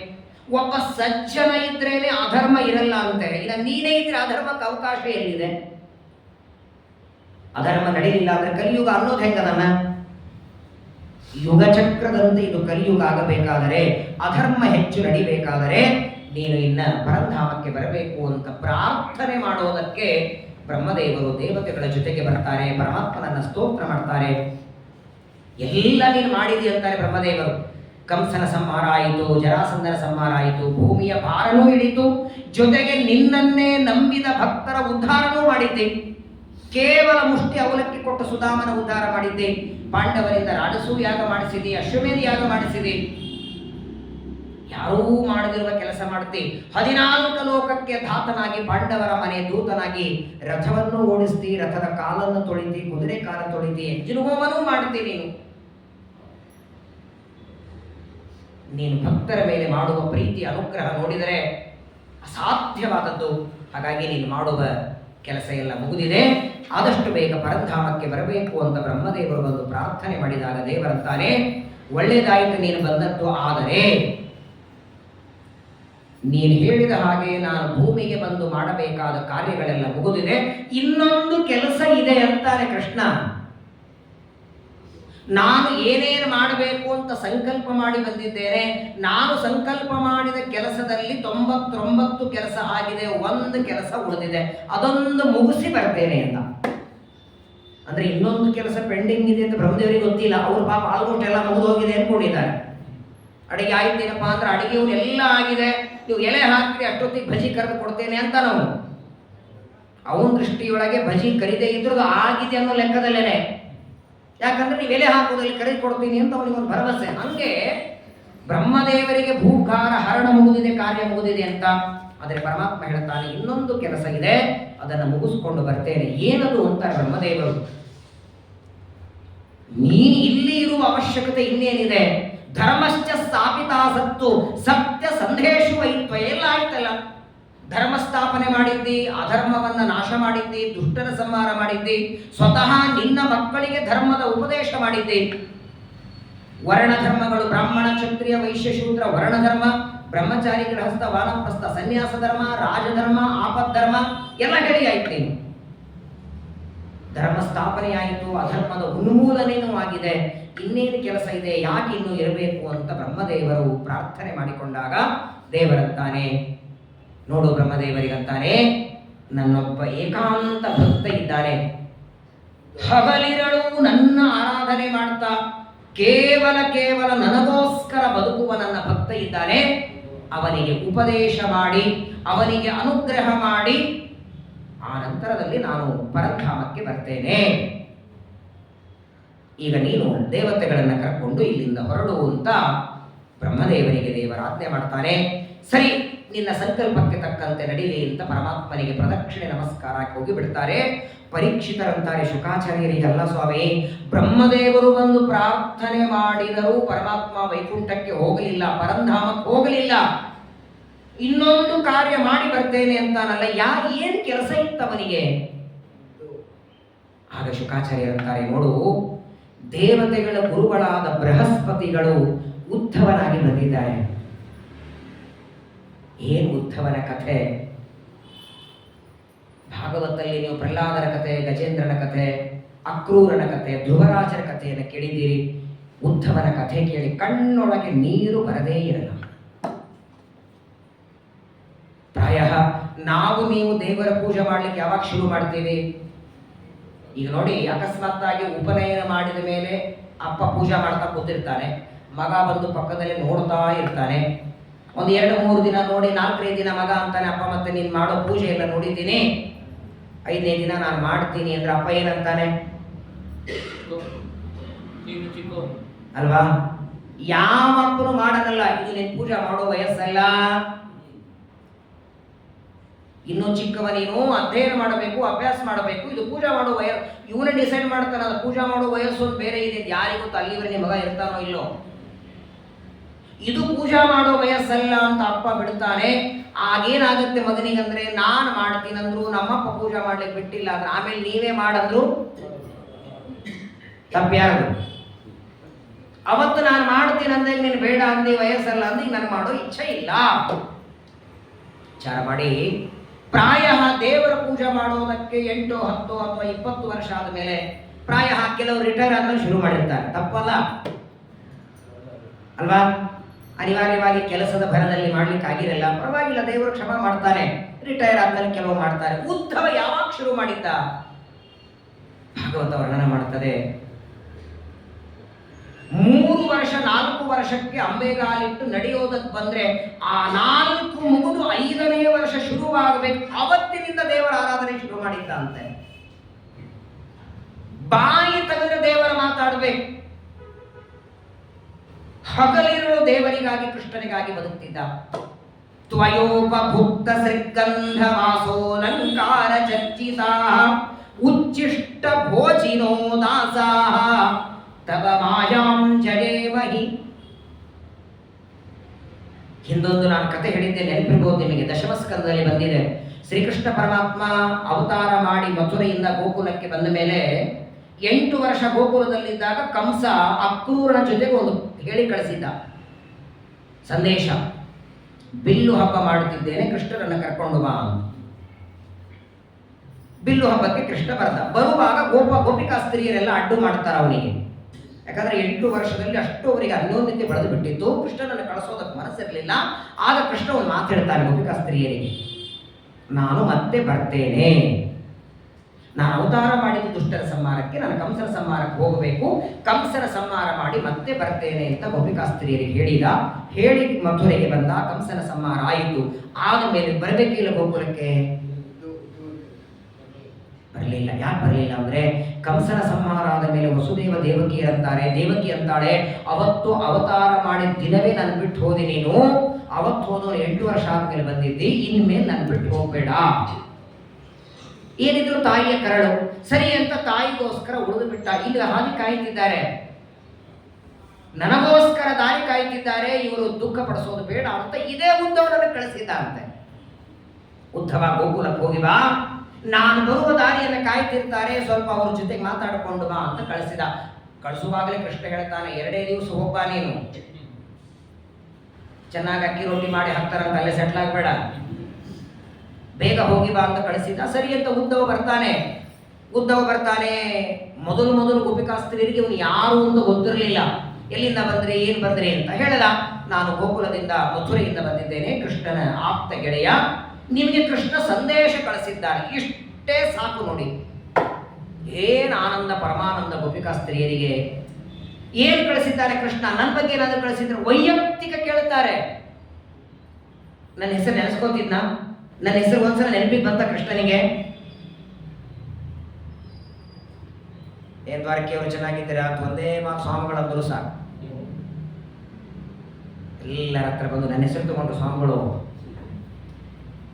ದೊಡ್ಡವರ ಬಾಯಿಯಲ್ಲಿ ನಮ್ಮ ಹೆಸರು ಬಂದ್ರೇನೆ ಆನಂದ ಆಗತ್ತೆ. ದೇವರು ನನ್ನ ಹೆಸರು ತಗೊಂಡ ಅಂತ ಒಬ್ಬೊಬ್ಬರು ಬಂದು ಕೇಳ್ತಿದ್ರಂತೆ.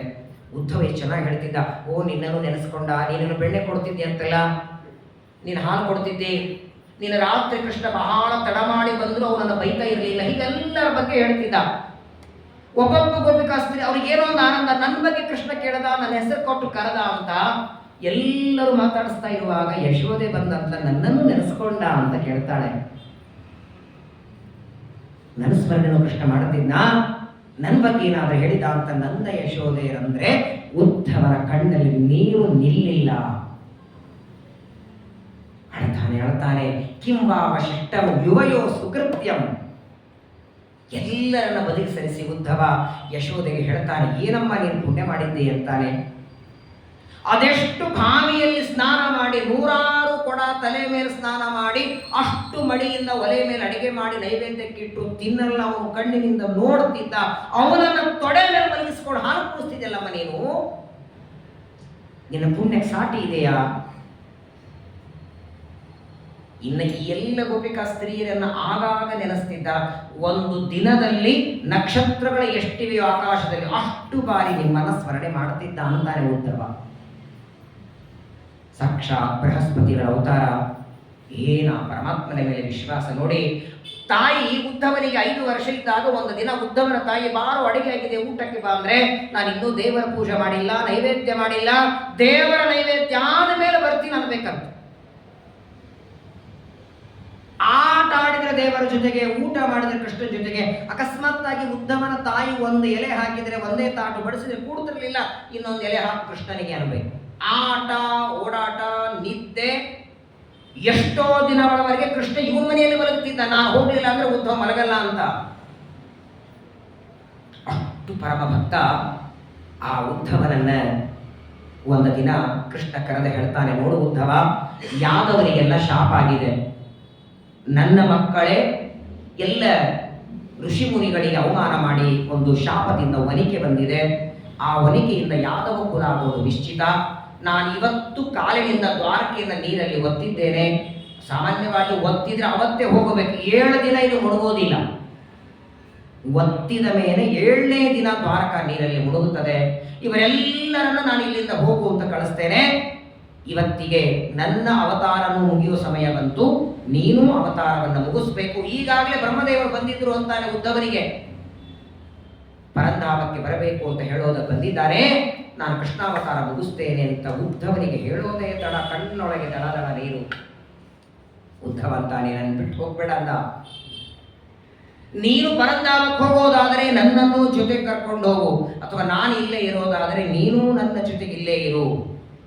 ಒಂದು ದಿನ ದೇವರಿಗೆ ನೈವೇದ್ಯ ಇಲ್ಲದ ಅನ್ನ ಬಾಯಲ್ಲಿ ಹಾಕಲಿಲ್ಲ. ಒಂದು ದಿನ ದೇವರ ಸ್ಮರಣೆ ಇಲ್ಲದೆ ನಾಲಿಗೆಯಲ್ಲಿ ಒಂದು ತುತ್ತು ಇಲ್ಲ, ಒಂದು ಸಣ್ಣ ಹನಿ ನೀರು ಹಾಕ್ತಿರಲಿಲ್ಲ. ದೇವರಿಗೆ ಸಮರ್ಪಣೆ ಮಾಡಿದ ಗಂಧ ಹಚ್ಕೊಳ್ಬೇಕು. ತ್ವಯೋಪಭುಕ್ತ ಸೃಗಂಧ ವಾಸೋ ಅಲಂಕಾರ ಚರ್ಚಿತ. ಅಲಂಕಾರ ಮಾಡಿಕೊಂಡ್ರು, ಗಂಧಾಕ್ಷತೆ ಹಚ್ಚಿಕೊಂಡ್ರು ಕೂಡ ಅದು ಭಗವಂತ ಒಳಗೆ ಬಿಂಬ ರೂಪದಲ್ಲಿದ್ದಾನೆ, ಅವನಿಗೆ ಇದು ಅಲಂಕಾರ ಕೊಡ್ತಿದ್ದಂತೆ. ಇಂತಹ ಭಕ್ತ ಎಲ್ಲಿ ಸಿಗ್ತಾನೆ? ನಮ್ಮ ಮನೆಗೆ ಯಾರೋ ಒಬ್ಬರು ಅತಿಥಿಗಳು ಬರ್ತಾರೆ. ಅತಿಥಿಗಳು ನಿಮ್ಮ ಬಳಗದವರು ಒಂದು 8-10 ದಿನ ನಿಮ್ಮ ಮನೆಯಲ್ಲಿ ಇರ್ತಾರೆ. ನಿಮ್ಮ ಜೊತೆಗೆ ಊಟ ಕೂತ್ಕೊಂಡು ಏನೋ ಮಾಡಿ 8 ದಿವಸ ಆದ್ಮೇಲೆ ಊರಿಗೆ ಹೋದರೆ ಕಣ್ಣಲ್ಲಿ ನೀರು ಬರ್ತದೆ. ಮತ್ತು ನೋಡಿದ್ರೆ ಅವರಿಂದ ಲಾಭ ಏನು ಬಹಳ ಇರಲ್ಲ. ಆದರೂ ಜೊತೆ ಕೂತ್ಕೊಂಡು ಊಟ ಮಾಡಿದ ಬಂಧುಗಳು ಯಾರು ಹೋದ್ರೆ ದುಃಖ ಆಗತ್ತೆ. 5 ವರ್ಷದ ಮಗುವಿದ್ದಾಗ ದೇವರಲ್ಲಿ ಭಕ್ತಿ ಮಾಡ್ತಿದ್ದ ಉದ್ಧವ ಇವತ್ತು 55 ವರ್ಷ ಆಗಿದೆ. ಇವನಿಗೆ ವಯಸ್ಸಾದಂತೆ ಭಕ್ತಿನೂ ಬೆಳೆದಿದೆ. ಆ ಉದ್ಧವನಿಗೆ ನಾನು ಪರಂಧಾಮಕ್ಕೆ ಹೋಗ್ತೇನೆ, ಕೃಷ್ಣ ಅಂದ್ರೆ ಸುಮ್ಮನೆ ಇರ್ತಾನೇನ್ರಿ? ಕಣ್ಣೊಳಗೆ ನೀನು ನಾನು ಬಿಡೋದಿಲ್ಲ ಅಂತಾನೆ ಉದ್ಧವ. ನೀನು ಹೋಗೋದಾದ್ರೆ ನನ್ನನ್ನು ಕರ್ಕೊಂಡು ಹೋಗು, ಇಲ್ಲ ನನ್ನ ಜೊತೆಗಿಲ್ಲೇ ಇರಬೇಕು. ಕೃಷ್ಣ ಅಂದ್ರೆ ಎರಡೂ ಸಾಧ್ಯ ಇಲ್ಲ ಅಂದ. ನಿನ್ನನ್ನು ಕರ್ಕೊಂಡು ಹೋಗೋ ಹಾಗೂ ಇಲ್ಲ, ನಿನಗಾಗಿ ನಾನಿಲ್ಲಿರೋ ಹಾಗೂ ಇಲ್ಲ. ನಿನಗಾಗಿ ನಾನು ಇಲ್ಲಿ ಉಳಿದು ಬಿಟ್ರೆ ಕಲಿಯುಗ ಶುರುವಾಗಲ್ಲ. ಪರವಾಗಿಲ್ಲ, ಹಾಗಾದ್ರೆ ನನ್ನನ್ನು ಕರ್ಕೊಂಡು ಹೋಗು ಪರಂಧಾಮಕ್ಕೆ ಅಂದ್ರೆ ನೀನು ಪರಂಧಾಮಕ್ಕೆ ಬಂದು ಬಿಟ್ರೆ ಮುಂದೆ ನನ್ನ ಜ್ಞಾನವನ್ನ ಪ್ರಪಂಚದಲ್ಲಿ ಪ್ರವಚನ ಮಾಡೋರು ಯಾರು? ಪಾಠ ಮಾಡೋರು ಯಾರು? ಅಳತಾನೆ.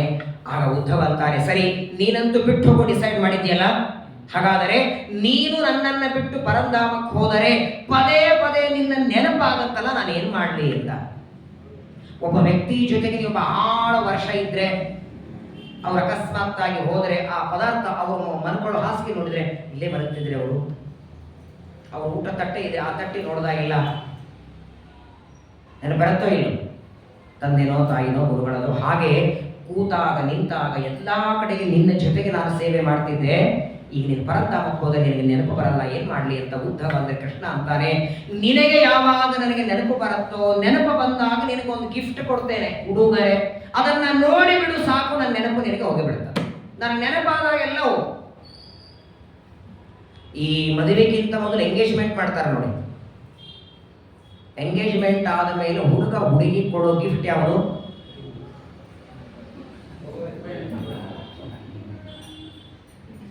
ಅವತ್ತಿನಿಂದ ಇಬ್ರು ಬಾತ್ರೂಮ್ಗೆ ಹೋಗ್ಲಿ, ಎಲ್ಲೇ ಹೋಗ್ಲಿ, ಮತ್ತೇನು ಮಾತೇನು ಇರಲ್ಲ. ಊಟ ಆಯ್ತಾ? ಕರಪ ಮೊದಲು ಹಾಕಿದ್ರು, ಆಮೇಲೆ ಹಾಕಿದ್ರು ಸಾರದಲ್ಲಿ ಕೊತ್ತಂಬರಿ ಎಲ್ಲ ಮೊದಲನೇ ನೋಡಿ. ಅಲ್ಲಿವರೆಗೆ ಚೆನ್ನಾಗಿರ್ತಾರೆ. ಅಲ್ಲಿವರೆಗೆ ನಿಮ್ಮ ಮಗನೋ ಮಗಳು ಎಂಗೇಜ್ಮೆಂಟ್ ಆಗೋದಕ್ಕಿಂತ ಒಂದು ಪ್ರವಚನಕ್ಕೋ ಪಾಠಕ್ಕೋ ಬರ್ತಿದ್ದಾರೆ. ಹೋಗಲ್ಲ, ಏನ್ ಕೊಡ್ಬೋದು ಹೇಳಿ ಕೃಷ್ಣ ಗಿಫ್ಟು? ಪ್ರಾಯ ಕೆಲವರು ಉಡುಗೊರೆ ಕೊಟ್ಟಿರ್ತಾರೆ, ನಮ್ ನೆನಪಾದಾಗ ಇದನ್ನು ನೋಡಿ ಅಂತ. ಅದು ಎಷ್ಟು ದಿನ ಬಳಸ್ತೇವೆ ಗೊತ್ತಿಲ್ಲ. ಉದ್ಧವನಿಗೆ ಕೃಷ್ಣ ಕೊಟ್ಟದ್ದು. ಕೃಷ್ಣ ಉದ್ಧವ ಅಂತಾರೆ, ಯಾವ ಕಾಲಕ್ಕೂ ನಾಶ ಆಗದಿರೋ ಉಡುಗೊರೆ ಕೊಡಬೇಕು ನೀನು. ಇವತ್ತಿದ್ದು ನಾಳೆ ಒಡೆದು ಹೋಗುತ್ತೆ, ಬಿದ್ದು ಹೋಗುತ್ತೆ, ಕಳೆದು ಹೋಗುತ್ತೆ ಅಂತದ್ದು ಬೇಡ. ಯಾವಾಗ ನೋಡಿದರೂ ಆ ಉಡುಗೊರೆ ನೋಡಿದರೆ ಸಾಕು, ನೀನು ನೆನಪು ಹೋಗ್ಬೇಕು ನನಗೆ.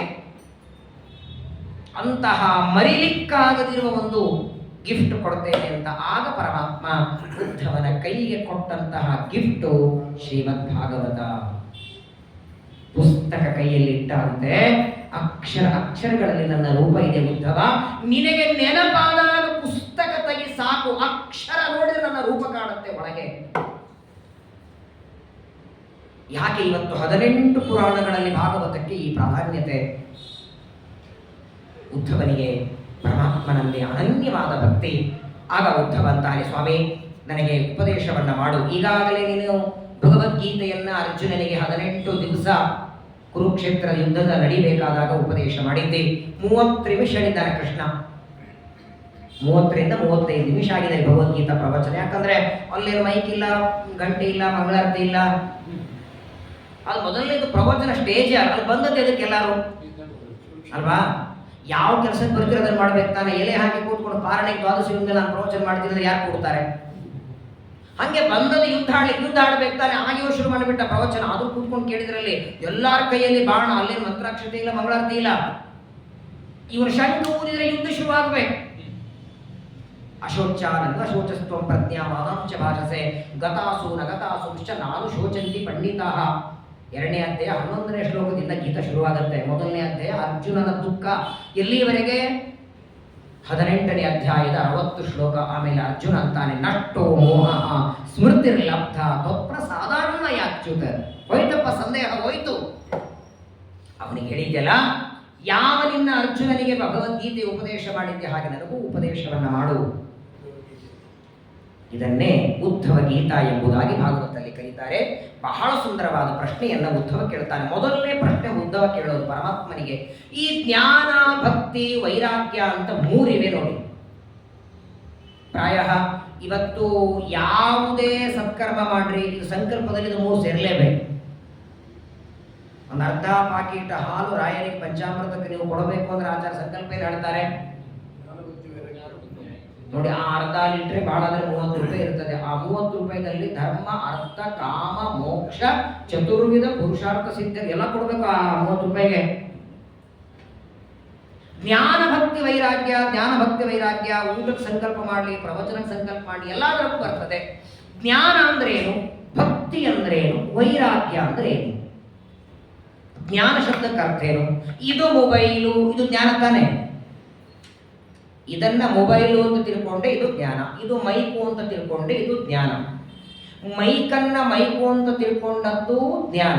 ಮೈಕನ್ನ ಮೊಬೈಲು ಅಂತ ತಿಳ್ಕೊಂಡ್ರೆ ವಿಪರೀತ ಜ್ಞಾನ. 3 ಇದೆ: ಜ್ಞಾನ, ಅಜ್ಞಾನ, ವಿಪರೀತ ಜ್ಞಾನ. ಜ್ಞಾನ ಅಂದ್ರೆ ಯಥಾರ್ಥವಾದ ತಿಳುವಳಿಕೆ. ಮೈಕನ್ನ ಮೈಕು ಅಂತ ತಿಳ್ಕೊಂಡ್ರೆ ಯಥಾರ್ಥ ಜ್ಞಾನ. ಇದರ ಬಗ್ಗೆ ನನಗೇನೂ ಗೊತ್ತಿಲ್ಲ ಅನ್ನೋದು ಅಜ್ಞಾನ.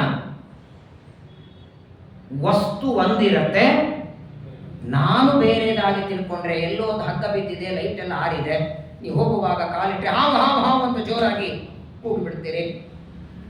ಲೈಟ್ ಹಚ್ಚಿದ್ರೆ ಹಗ್ಗ ಇದೆ, ವಿಪರೀತ ಜ್ಞಾನ. ಇದು 3ರೊಳಗೆ ಜ್ಞಾನ, ಅಜ್ಞಾನ, ವಿಪರೀತ ಜ್ಞಾನದೊಳಗೆ ಅಕಸ್ಮಾತ್ತಾಗಿ ನಿಮಗೆ ಅಜ್ಞಾನ ಇದ್ರೂ ಪರವಾಗಿಲ್ಲ. ಅಜ್ಞಾನ ಅಂದ್ರೆ ಏನು? ಗೊತ್ತಿಲ್ಲದೆ ಇರೋದು. ಇದರ ಬಗ್ಗೆ ನಮಗೆ ಗೊತ್ತಿಲ್ಲ ಅಂದ್ರೂ ಚಿಂತೆ ಇಲ್ಲ. ಆದರೆ ಅದರ ಬಗ್ಗೆ ವಿಪರೀತ ಜ್ಞಾನ ಬಹಳ ಭಯಾನಕ. ವಿಪರೀತ ಜ್ಞಾನ ಬಹಳ ಭಯಾನಕ. ಯಾಕಂದ್ರೆ ನೋಡಿ, ಡಾಕ್ಟರ್ ಒಂದು ಔಷಧ ಕೊಟ್ಟಿರ್ತಾರೆ ತಲೆ ಶೂಲಿಗೆ ಅಂತ. ಆ ತಲೆ ಶೂಲಿಗೆ ಕೊಟ್ಟ ಔಷಧ 1 ವರ್ಷ ಆದ ಮೇಲೆ ಒಂದು ತಲೆ ಶೂಲಿಗೆ ಅಂತ ಮರ್ತೋಗಿರ್ತದೆ. ಅದನ್ನ ನೀವು ಯಾರಿಗೋ ಕೊಡಬೇಕಾದ್ರೆ, ಇದನ್ನೇಪ್ಪ ಡಾಕ್ಟರ್ ಹೊಟ್ಟೆ ಶೂಲಿ ಕೊಟ್ಟದ್ದು, ತಗೋ ಇದನ್ನ. ವಿಪರೀತ ಜ್ಞಾನ, ಅದು ರಿಯಾಕ್ಷನ್ ಆಗಿ ತೊಂದರೆ ಕಾರಣ ಆಗುತ್ತೆ. ಜ್ಞಾನ ಗುರುಗಳಿಂದ ಬರ್ತದೆ. ತದ್ವಿದ್ಯೆ ಪ್ರಣಿಪಾತೇನ ಪರಿಪ್ರಶ್ನೇನ ಸೇವೆಯ ಉಪದೇಶಂತಿ ತೇ ಜ್ಞಾನಂ. ಭಗವದ್ಗೀತೆಯಲ್ಲಿ ಕೃಷ್ಣ ಹೇಳ್ತಾನೆ, ಪ್ರಶ್ನೆ ಮಾಡಿ ಗುರುಗಳಿಂದ ಜ್ಞಾನ ಬರ್ತದೆ. ಜ್ಞಾನ ಬಂದ ಮೇಲೂ ಅಕಸ್ಮಾತ್ತಾಗಿ ನಮಗೆ ಸಹವಾಸ ಚೆನ್ನಾಗಿರಲಿಲ್ಲ ಅಂದ್ರೆ ಮರಿತೇವೆ. ದುಷ್ಟರ ಸಹವಾಸ ಆದರೆ ವಿಪರೀತ ಜ್ಞಾನ ಬರ್ತದೆ. ಇದೆಲ್ಲ ಸರಿ. ಜ್ಞಾನದ ಬಗ್ಗೆ ಗುರುಗಳಿಂದ ಬರೋದು. ಭಕ್ತಿ ಬರೋದು ಹೆಂಗೆ? ಭಕ್ತಿ ಹೇಗೆ ಬರೋದು? ಜ್ಞಾನ ಗುರುಗಳಿಂದ ಬಂತು. ಆ ಗುರುಗಳೇನು ಉಪದೇಶ ಮಾಡ್ತಾರೆ ನೋಡಿ, ದೇವರ ಬಗ್ಗೆ ಹೇಳ್ತಾರೆ. ದೇವರು ಅನಂತ ಗುಣಪೂರ್ಣ, ನಿನಗೆ ದೇಹ ಕೊಟ್ಟವನು ದೇವರೇ, ನಿಮ್ಮ ತಂದೆಗೆ ದೇಹ ಕೊಟ್ಟವನು ದೇವರೇ, ನಿಮ್ಮ ತಂದೆಯ ಶರೀರದಲ್ಲಿ ಇದ್ದು ನಿನ್ನನ್ನ ತಾಯಿಯ ಗರ್ಭದಲ್ಲಿ ಪ್ರವೇಶ ಮಾಡಿಸಿದ್ದು ದೇವರೇ ಅಂತ ಅವನ ಮಹಿಮೆ ಹೇಳಿದಾಗ ಅವನಲ್ಲೇನು ಪ್ರೀತಿ ನಿಮಗೆ ಬರುತ್ತಲ್ಲ, ಅದೇ ಭಕ್ತಿ. ಹಾಗಾದರೆ ಮೊದಲು ಜ್ಞಾನ, ಜ್ಞಾನದಿಂದ ಭಕ್ತಿ ಬಂತು. 3ನೇದಿದೆ ನೋಡ್ರಿ, ಉದ್ಧವ ಕೇಳುವ ಮೊಟ್ಟ ಮೊದಲನೇ ಪ್ರಶ್ನೆ, ವೈರಾಗ್ಯ ಹೇಗೆ ಬರ್ತದೆ? ಬಂದಿದೆಯಾ ವೈರಾಗ್ಯ? ಈ ಪಾಕೀಟ್, ಹಾಲಿನ ಪಾಕೀಟ್ ಇರತ್ತಲ್ಲ, ಹಾಲಿನ ಪಾಕೀಟು ಹಾಲು ಹಾಕಿದ ಮೇಲೆ ಆ ಪಾಕೀಟ್ ಏನ್ ಮಾಡ್ತೀರಿ?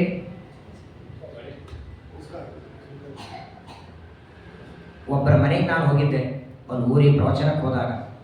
ರೂಮ್ ತೋರಿಸಿದ್ರು, ದೊಡ್ಡ ಮನೆ ಇತ್ತು, ಇದು ದೇವರ ಮನೆ, ಇದು ಅಡಿಗೆ ಮನೆ ಎಲ್ಲ ತೋರಿಸಿದ್ರು. ಒಂದು ಮನೆ ರೂಮಿಗೆ ಬೀಗ ಹಾಕಿತ್ತು. ಏನೋ ಇರ್ಬೋದು, ಯಾಕೆ ಅವ್ರು ತೋರಿಸಿಲ್ಲ, ನಾನು ಕೇಳಿಲ್ಲ.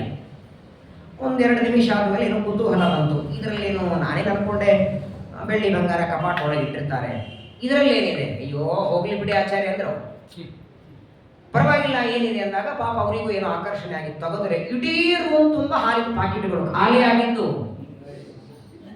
ಕ್ಯಾರಿ ಬ್ಯಾಗ್ಗಳು, ಅದನ್ನ ಪ್ಯಾಕೆಟ್ಗಳು ಬಂದದ್ದೆಲ್ಲ ಹಾಕಿ ಒಂದು ರೂಮ್ ಮಾಡಿದ್ದಾರೆ.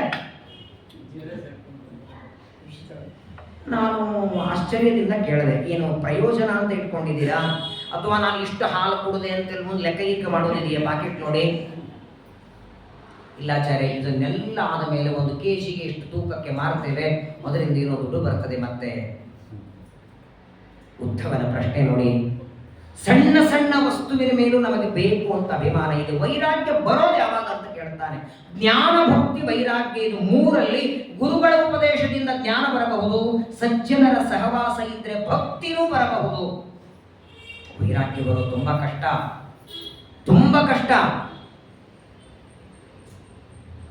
ಎಲೆ ಹಾಕೊಂಡು ನೀರ ಪ್ರೋಕ್ಷಣೆ ಮಾಡಿ ಮಂಡಲ ಮಾಡ್ಕೊಂಡು ಕೂತೀರಿ, ಇನ್ನೇನು ಬಡಿಸ್ಬೇಕು, ಏನೋ ನೆನಪಾಯಿತು ಅಂತ ತಕ್ಷಣ ಎದ್ದು ನಿಮ್ಮ ಬ್ಯಾಗ್ ತಗೊಳ್ಳಿಕ್ಕೆ ಬಂದ್ರಿ. ಅಷ್ಟೊತ್ತಿಗೆ ಯಾರೋ ಬಂದು ನಿಮ್ಮ ಎಲೆ ಮೇಲೆ ಕೂತ್ರೆ ಕೋಪ ಬರುತ್ತೆ. ನಾನ್ ಮಾಡಿದ್ದು, ನನ್ನ ಎಲೆ, ನಾನು ಮಂಡಲ ಮಾಡಿದ್ದು.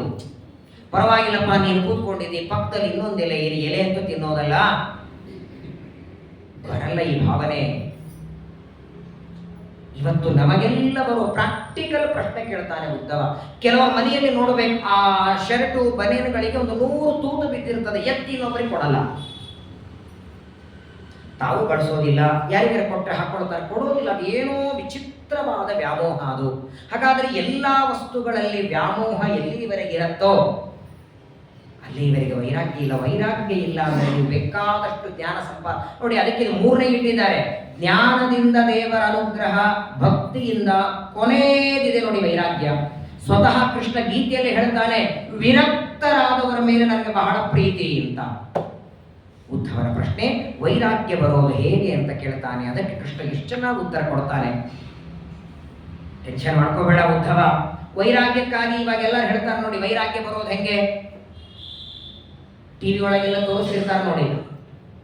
ಈಗ ಪ್ರಪಂಚದೊಳಗೆ ವೈರಾಗ್ಯ ಬರಲಿಕ್ಕೆ ಪ್ರಧಾನವಾಗಿ ಏನ್ ಬೇಕು ಗೊತ್ತಾ? ಯಾವುದೇ ವಸ್ತುವಿನ ಮೇಲೆ ನಿಮ್ಗೆ ವೈರಾಗ್ಯ ಬರಬೇಕಾದ್ರೆ ಏನ್ ಬೇಕು? ಅಭಿಮಾನ ಬಿಡಬೇಕು. ಅಭಿಮಾನ ಯಾವಾಗ ಬಿಡ್ತೀರಿ?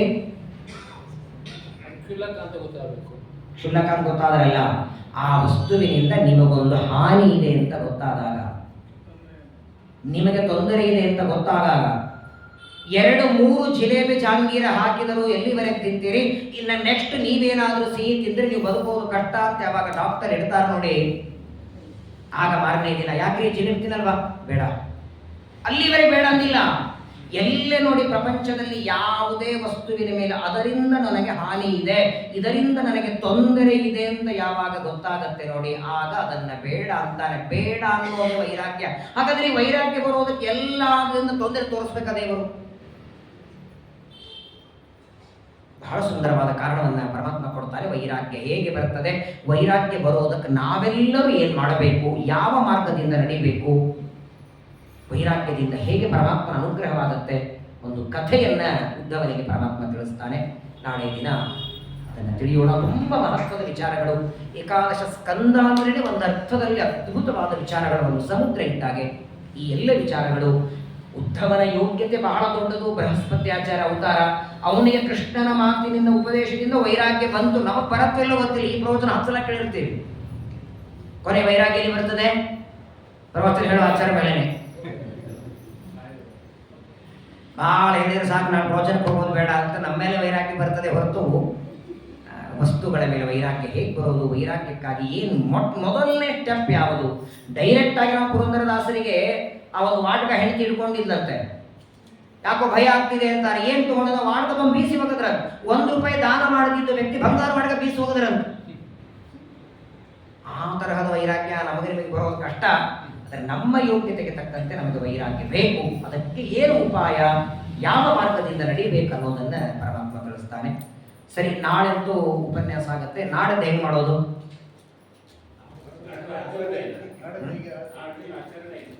ಇಲ್ವಾ? ಅದು ಬಹಳ ಗೊಂದಲ ಎಲ್ಲರೂ ಮಾಡ್ಕೊಂಡಿದ್ದಾರೆ. ದಯಮಾಡಿ ನೀವು ಯಾರು ಮಾಡ್ಕೋಬೇಡಿ.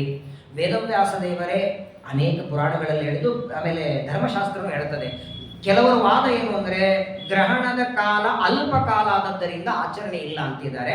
ಆಕ್ಚುಲಿ ಗ್ರಹಣದ ಕಾಲ ಅಲ್ಪ ಕಾಲ ಅಲ್ಲ, ಗ್ರಹಣ ಹಿಡಿಯೋದು ಮಧ್ಯಾಹ್ನನೇ. ನಾವು ಆಚರಣೆ ನಮಗೆ ಕಣ್ಣಿಗೆ ಕಾಣಲ್ಲ. ಯಾಕಾಗಲ್ಲ ಅಂದರೆ ಗ್ರಹಣ ಚಂದ್ರನಿಗಿದ್ದರಿಂದ ಚಂದ್ರೋದಯ ಆದ ಮೇಲೇ ನಮಗೆ ಗ್ರಹಣ ದರ್ಶನ. ಚಂದ್ರೋದಯ ಆಗೋದು ಸೂರ್ಯಾಸ್ತ ಆದ ಮೇಲೆ, ಸೂರ್ಯಾಸ್ತ ಆದ ಮೇಲೆ ಚಂದ್ರೋದಯ ಆದ ಮೇಲೆ ಗ್ರಹಣ ಕಾಣುತ್ತೆ ಅನ್ನೋದಕ್ಕಾಗಿ ಅಲ್ಪ ಕಾಲದಲ್ಲಿ ಇದ್ದದ್ದಕ್ಕೆ ಆಚರಣೆ ಇಲ್ಲ ಅಂತಾರೆ. ಸರ್ವಥಾ ಆಚರಣೆ ಉಂಟು, ಅವಶ್ಯವಾಗಿ ಆಚರಣೆ ಇದೆ. ನಾಳೆನೂ ಹೇಳ್ತೇನೆ, ಇವತ್ತು ಹೇಳ್ತೇನೆ. ನಾಡಿದ್ದು ಮಂಗಳವಾರ ಬೆಳಗ್ಗೆ ಎದ್ದು ಯಥಾ ಪ್ರಕಾರವಾಗಿ ಸ್ನಾನ ಮಾಡಿ ಅನೇಕ ಮಾಡಿ ದೇವರ ಎಲ್ಲ ಪೆಟ್ಟಿಗೆಗಳು, ಅದೇನೋ ದೊಡ್ಡ ದೇವರು ಸಣ್ಣ ದೇವರು ಅಂತ ಎರಡು ಮಾಡಿದ್ರೆ, ಯಾಕಂದ್ರೆ ಆ ದೊಡ್ಡ ದೇವರು ವಸ್ತ್ರ ಎಲ್ಲ ಹಾಕಿರ್ತಾರಲ್ಲ, ಹಾಗಾಗಿ ಎಲ್ಲ ದೇವರುಗಳ ತೆಗೆದು ನಿರ್ಮಾಲ್ಯ ಅಭಿಷೇಕ ಮಾತ್ರ ದೇವರಿಗೆ, ಲಕ್ಷ್ಮೀ ದೇವಿಗೆ, ಬ್ರಹ್ಮದೇವರಿಗೆ. ನೀವು ಬ್ರಹ್ಮಯಜ್ಞ ತರ್ಪಣ ಎಲ್ಲ ಕೊಡೋ ಹಾಗಿಲ್ಲ, ಏನೂ ಇಲ್ಲ, ಕೇವಲ ನಿರ್ಮಾಲ್ಯ ಮುಗಿಸಿ ವಸ್ತ್ರಗಳನ್ನೆಲ್ಲ ತೆಗೆದಿಟ್ಟು ದೇವರನ್ನು ಹಾಗೆ ಕೂಡಿಸಿ ಸಾಯಂಕಾಲ 6:26ಕ್ಕೆ ಗ್ರಹಣ ಹಿಡಿಯುತ್ತೆ. ಆಗ ಸ್ನಾನಕ್ಕೆ ಹೋಗ್ಬೇಡಿ, ನೀವು ಬರೋದ್ರಲ್ಲಿ ಗ್ರಹಣ ನಿಮ್ಗೆ ಹೋಗ್ಬಿಟ್ಟಿರ್ತದೆ. ವಾಸ್ತವಿಕವಾಗಿ ಗ್ರಹಣದ ಪರ್ವಕಾಲ ದೊಡ್ಡದಿದ್ದಾಗ ಸ್ನಾನನೂ ಗ್ರಹಣ ಕಾಲದಲ್ಲಿ ಅಂತ ಸಂಕಲ್ಪ ಇದೆ. ಈಗ ಪರ್ವಕಾಲ ಕಡಿಮೆ ಇದ್ದದ್ದರಿಂದ 6 ಗಂಟೆಗೆ 5:15 5:45ಗೆ ಸ್ನಾನಕ್ಕೆ ಹೋಗಿ 6 ಗಂಟೆಗೆ ಸ್ನಾನ ಮಾಡಿ ಬರ್ತೀರಿ, ಸಂಧ್ಯಾ ವಂದನೆ ಮಾಡಿ ಗೋಪಿ ಚಂದನ ಹಚ್ಕೊಂಡು ಸರಿಯಾಗಿ 6:26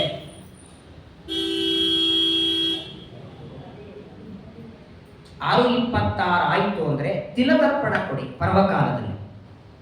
ಪರ್ವಕಾಲದಲ್ಲಿ ಪ್ರಾಧಾನ್ಯತೆ ತಿಲತರ್ಪಣಕ್ಕೆ. ಸಾಧ್ಯವಾದರೆ ಪಂಚಾಂಗದಲ್ಲಿ ಗ್ರಹಣ ಕಾಲದಲ್ಲಿ ಪಠನ ಮಾಡೋ ಶ್ಲೋಕ ಇದೆ, ಯೋಸೌ ವಜ್ರಧರು ಅಂತ, ಅದನ್ನು ಪಠನ ಮಾಡಿ. ನಿಮ್ಮ ರಾಶಿಗೆ ಏನಾದರೂ ಅನಿಷ್ಟ ಇದ್ರೆ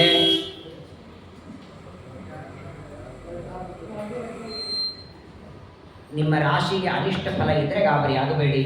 ಸಕಲ ಗ್ರಹ ಫಲ ನೀವೇ ಸರಸಿ ದಕ್ಷ. ಆ ಸಂದರ್ಭದಲ್ಲಿ ನಿಮಗೆ ದಾನ ಕೊಡೋದಕ್ಕೆ ಆಚಾರ ಇರಲಿಲ್ಲ ಅಂದರೂ ಸಂಕಲ್ಪ ಮಾಡಿಟ್ಟು ಆನಂತರ ಕೊಡಬಹುದು. ಇದನ್ನೆಲ್ಲ 6:47 ಸುಮಾರು ಒಂದು 20 ನಿಮಿಷ ಇರುತ್ತೆ. ಈ ಪರ್ವಕಾಲದಲ್ಲಿ ದಾನ, ಜಪ, ತರ್ಪಣ, ಪಾರಾಯಣ ಇಷ್ಟಕ್ಕೆ ಅವಕಾಶ. ಸ್ನಾನ ಎಲ್ಲ ಮಾಡ್ತಾ ಕೂಡಬಾರದು. ಅನಂತರದಲ್ಲಿ ಪಿಟ್ಟ ಸ್ನಾನವನ್ನು ಮಾಡಿ ವಸ್ತ್ರಗಳೆಲ್ಲ ಒಣಗಿಸಿ ಸಾಧ್ಯವಾದರೇನು ಆಮೇಲೆ ದೇವರ ಪೂಜಾ ಮಾಡಿ ಅಡಿಗೆ ಮಾಡಿ ನೈವೇದ್ಯ ಊಟನೂ ಹೇಳಿದ್ದಾರೆ. ಪೂರ್ಣಿಮಾ ಶ್ರಾದ್ದ ಗ್ರಹಣದ ಮೋಕ್ಷದ ನಂತರದಲ್ಲೇ ಹೇಳಿದ್ದಾರೆ. ಅವತ್ತೊಂದು ದಿನ ಸಾಯಂಕಾಲ ಶ್ರಾದ್ದವಾದರೂ ಸಮಸ್ಯೆ ಇಲ್ಲ. ಆದರೆ ಕೆಲವರ ವಾದ ಏನು, ಹೇಗೋ ಸಾಯಂಕಾಲವರೆಗೆ ಉಪವಾಸ ಮಾಡಿರುತ್ತೇವೆ, ಆ ನಂತರದಲ್ಲಿ ನೀರು ತುಂಬಿಕೊಂಡು ಅಡಿಗೆ ಮಾಡ್ಕೊಂಡು ಊಟ ಮಾಡೋದಕ್ಕಿಂತ ಅವತ್ತು ರಾತ್ರಿ ಬಿಟ್ಟು ಮಾರನೇ ದಿನ ಬೆಳಗ್ಗೆನೆ ಪಾರಣೆ ಮಾಡಿಬಿಟ್ರಾಯಿತು ಅಂತ ಹಿಂಗೂ ಕೆಲವರ ವಾದ ಇದೆ. ಅದು ನಿಮ್ಮ ಶಾಸ್ತ್ರ ಹೇಳಿದಂತೂ ಗ್ರಹಣ ಬಿಟ್ಟ ಮೇಲೆ ನೀವು ಅವಶ್ಯವಾಗಿ ಮಾಡಬಹುದು ಅಂತ. ವಿಶೇಷವಾಗಿ ಸಾಧ್ಯವಾದರೆ ಅವಾಗ ಮಾಡಿ. ಯಾಕಂದರೆ ಕೆಲವು ಕಡೆಗೆ ನೀರಿನ ಸಮಸ್ಯೆ, ಒದ್ದೆ ಉಟ್ಕೊಳ್ಳೋದು, ಅಡಿಗೆ ಎಲ್ಲ ಸಮಸ್ಯೆ ಇರುತ್ತೆ ಮಾರನೇ ದಿನ. ಆದರೆ ಶ್ರಾದ್ದ ಇದ್ರೆ ಅನಿವಾರ್ಯವಾಗಿ ಅವತ್ತೇ ಮಾಡಬೇಕು. ಪೂರ್ಣಿಮಾ ತಿಥಿಯ ಶ್ರಾದ್ದವಿದ್ದರೆ ಅವತ್ತೇ ಮಾಡಬೇಕು. ಹಾಗಾಗಿ ಅವತ್ತೊಂದು ದಿನ ಪ್ರವಚನ ಆಗೋದು ಕಷ್ಟ. ಹಾಗೆ ಗ್ರಹಣದ ಆಚರಣೆ ಎಲ್ಲ ಮಾಡಿ ಎಲ್ಲದಕ್ಕೂ ಮೇಲೆ ದೇವರಿದ್ದಾನೆ, ವಿಶೇಷವಾಗಿ ಅನುಗ್ರಹವನ್ನು ಮಾಡುತ್ತಾನೆ. ದೊಡ್ಡ ಕೆಲಸ ಅಂದರೆ ಪ್ರಾಯ ಸಿಂಹ ರಾಶಿ ಪೂರ್ವವಾದ ನಕ್ಷತ್ರ ಏನೋ ಅನಿಷ್ಟ ಇದೆ ಅಂತ ನೋಡಿರ್ತೀರ ಇವಾಗಲೇ. ಆಗ ಏನೇ ನಿಮ್ಮ ರಾಶಿಗಳಿಗೆ ಅನಿಷ್ಟಗಳಿದ್ದರೂ ಕೂಡ ದೊಡ್ಡ ಯಜ್ಞ ಮಾಡ್ತಿದ್ದೀರಿ, ಕೃಷ್ಣ ಚರಿತ್ರೆ ಕೇಳ್ತಾ ಇದ್ದೀರಿ, ಭಾಗವತ ಶ್ರವಣ. ಕಲಿಯುಗದೊಳಗೇನೆ ಎಲ್ಲ ರೋಗಗಳಿಗೆ ಒಂದೇ ಕಾಮನ್ ಔಷಧಿ ಯಾವುದು ಅಂತ ಪರೀಕ್ಷಿತ ಕೇಳಿದರೆ ಅದು ಕೃಷ್ಣ ಕಥೆ ಅಂತ. ಹೊಟ್ಟೆ ಶೂಲೆ ಪರಿಹಾರ ಮಾಡೋ ಔಷಧ ತಲೆ ಶೂಲೆ ಮಾಡಲ್ಲ. ರೋಗ ಬೇರೆ ಆದರೆ ಔಷಧ ಬೇರೆ. ಸಕಲ ರೋಗಗಳಿಗೆ ಔಷಧ ಅದು ಕೃಷ್ಣ ಚರಿತ್ರೆ. ಅದನ್ನು ಶ್ರವಣ ಮಾಡ್ತಿದ್ದೀರಿ. ಆದರೂ ಅದಕ್ಕೆ ಕೊಡಬೇಕಾದ ದಾನಗಳನ್ನು, ಜಪಗಳನ್ನು ಮಾಡಿರಿ. ಎಲ್ಲರಿಗೂ ಒಳ್ಳೆಯದಾಗಲಿ. ಗ್ರಹಣ ಆಚರಣೆ ಉಂಟು, ಅವಶ್ಯವಾಗಿ ಮಾಡಿ. ಅದರ ಪ್ರಾತಃ ಕಾಲದಲ್ಲಿ ಹಂಗಂದ್ರೆ ಚಂದ್ರಗ್ರಹಣ ಸೂರ್ಯಗ್ರಹಣಗಳಿಗೆ ಒಂದು ನಿಯಮ ಇದೆ. 9 ತಾಸು ಮೊದಲು ಚಂದ್ರಗ್ರಹಣಕ್ಕೆ, 12 ತಾಸು ಮೊದಲು ಸೂರ್ಯಗ್ರಹಣಕ್ಕೆ ಆಹಾರ ತಗೊಳ್ಬಾರ್ದು ಅಂತ ಇದ್ದದ್ದರಿಂದ ಯಾಮ ಅಂತ ನಮ್ಮಲ್ಲಿ ಲೆಕ್ಕ ಇರ್ತದೆ. ಇವಾಗ 6 ಗಂಟೆಗೆ ಗ್ರಹಣ ಇದ್ದದ್ದರಿಂದ ಸೂರ್ಯೋದಯದಿಂದಲೇ ವೇದ ಆರಂಭವಾಗುತ್ತೆ. ಹಾಗಾಗಿ ಸಾಧ್ಯವಾದವರು ತಗೊಳ್ಬಾರ್ದು. ಇನ್ನು ತುಂಬ ಅಶಕ್ತರಿಗೆ 3 ತಾಸು ಮೊದಲು, 6 ಗಂಟೆಗೆ ಗ್ರಹಣ ಅಂದರೆ 3 ಗಂಟೆವರೆಗೆ ತಗೊಳ್ಳಿಕ್ಕೆ ಅವಕಾಶ ಇದೆ. ಇದು ಮೊದಲನೇದು, ಎಲ್ಲರಿಗೂ ಗೊತ್ತಿರುತ್ತೆ ನಿಮಗೆ. ವೇದ ಯಾಕಿರುತ್ತೆ? ಗ್ರಹಣಕ್ಕಿಂತಲೂ ಮೊದಲು ವೇದ ಯಾಕೆ, ಉಪವಾಸ ಯಾಕೆ?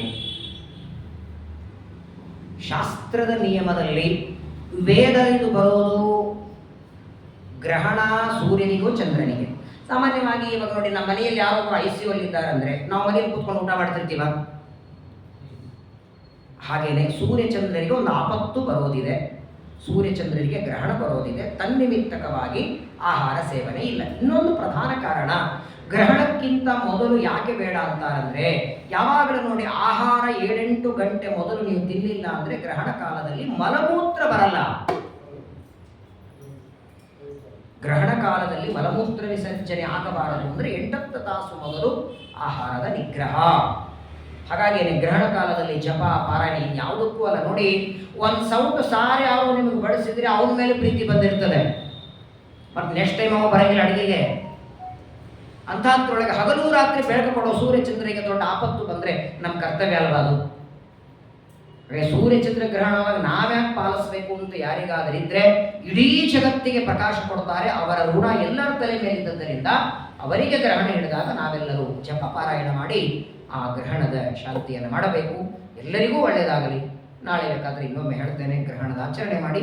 ನಾಳೆಗೆ ಒಂದಿನ ಭಾಗವತ ಉಪನ್ಯಾಸ ಆಗುತ್ತೆ, ನಾಡಿದ್ದು ಪ್ರವಚನ ಆಗಲಿಕ್ಕಿಲ್ಲ, ಉಪವಾಸ ಇದೆ.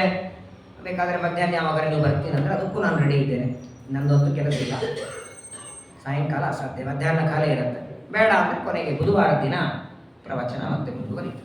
ಶ್ರೀಕೃಷ್ಣ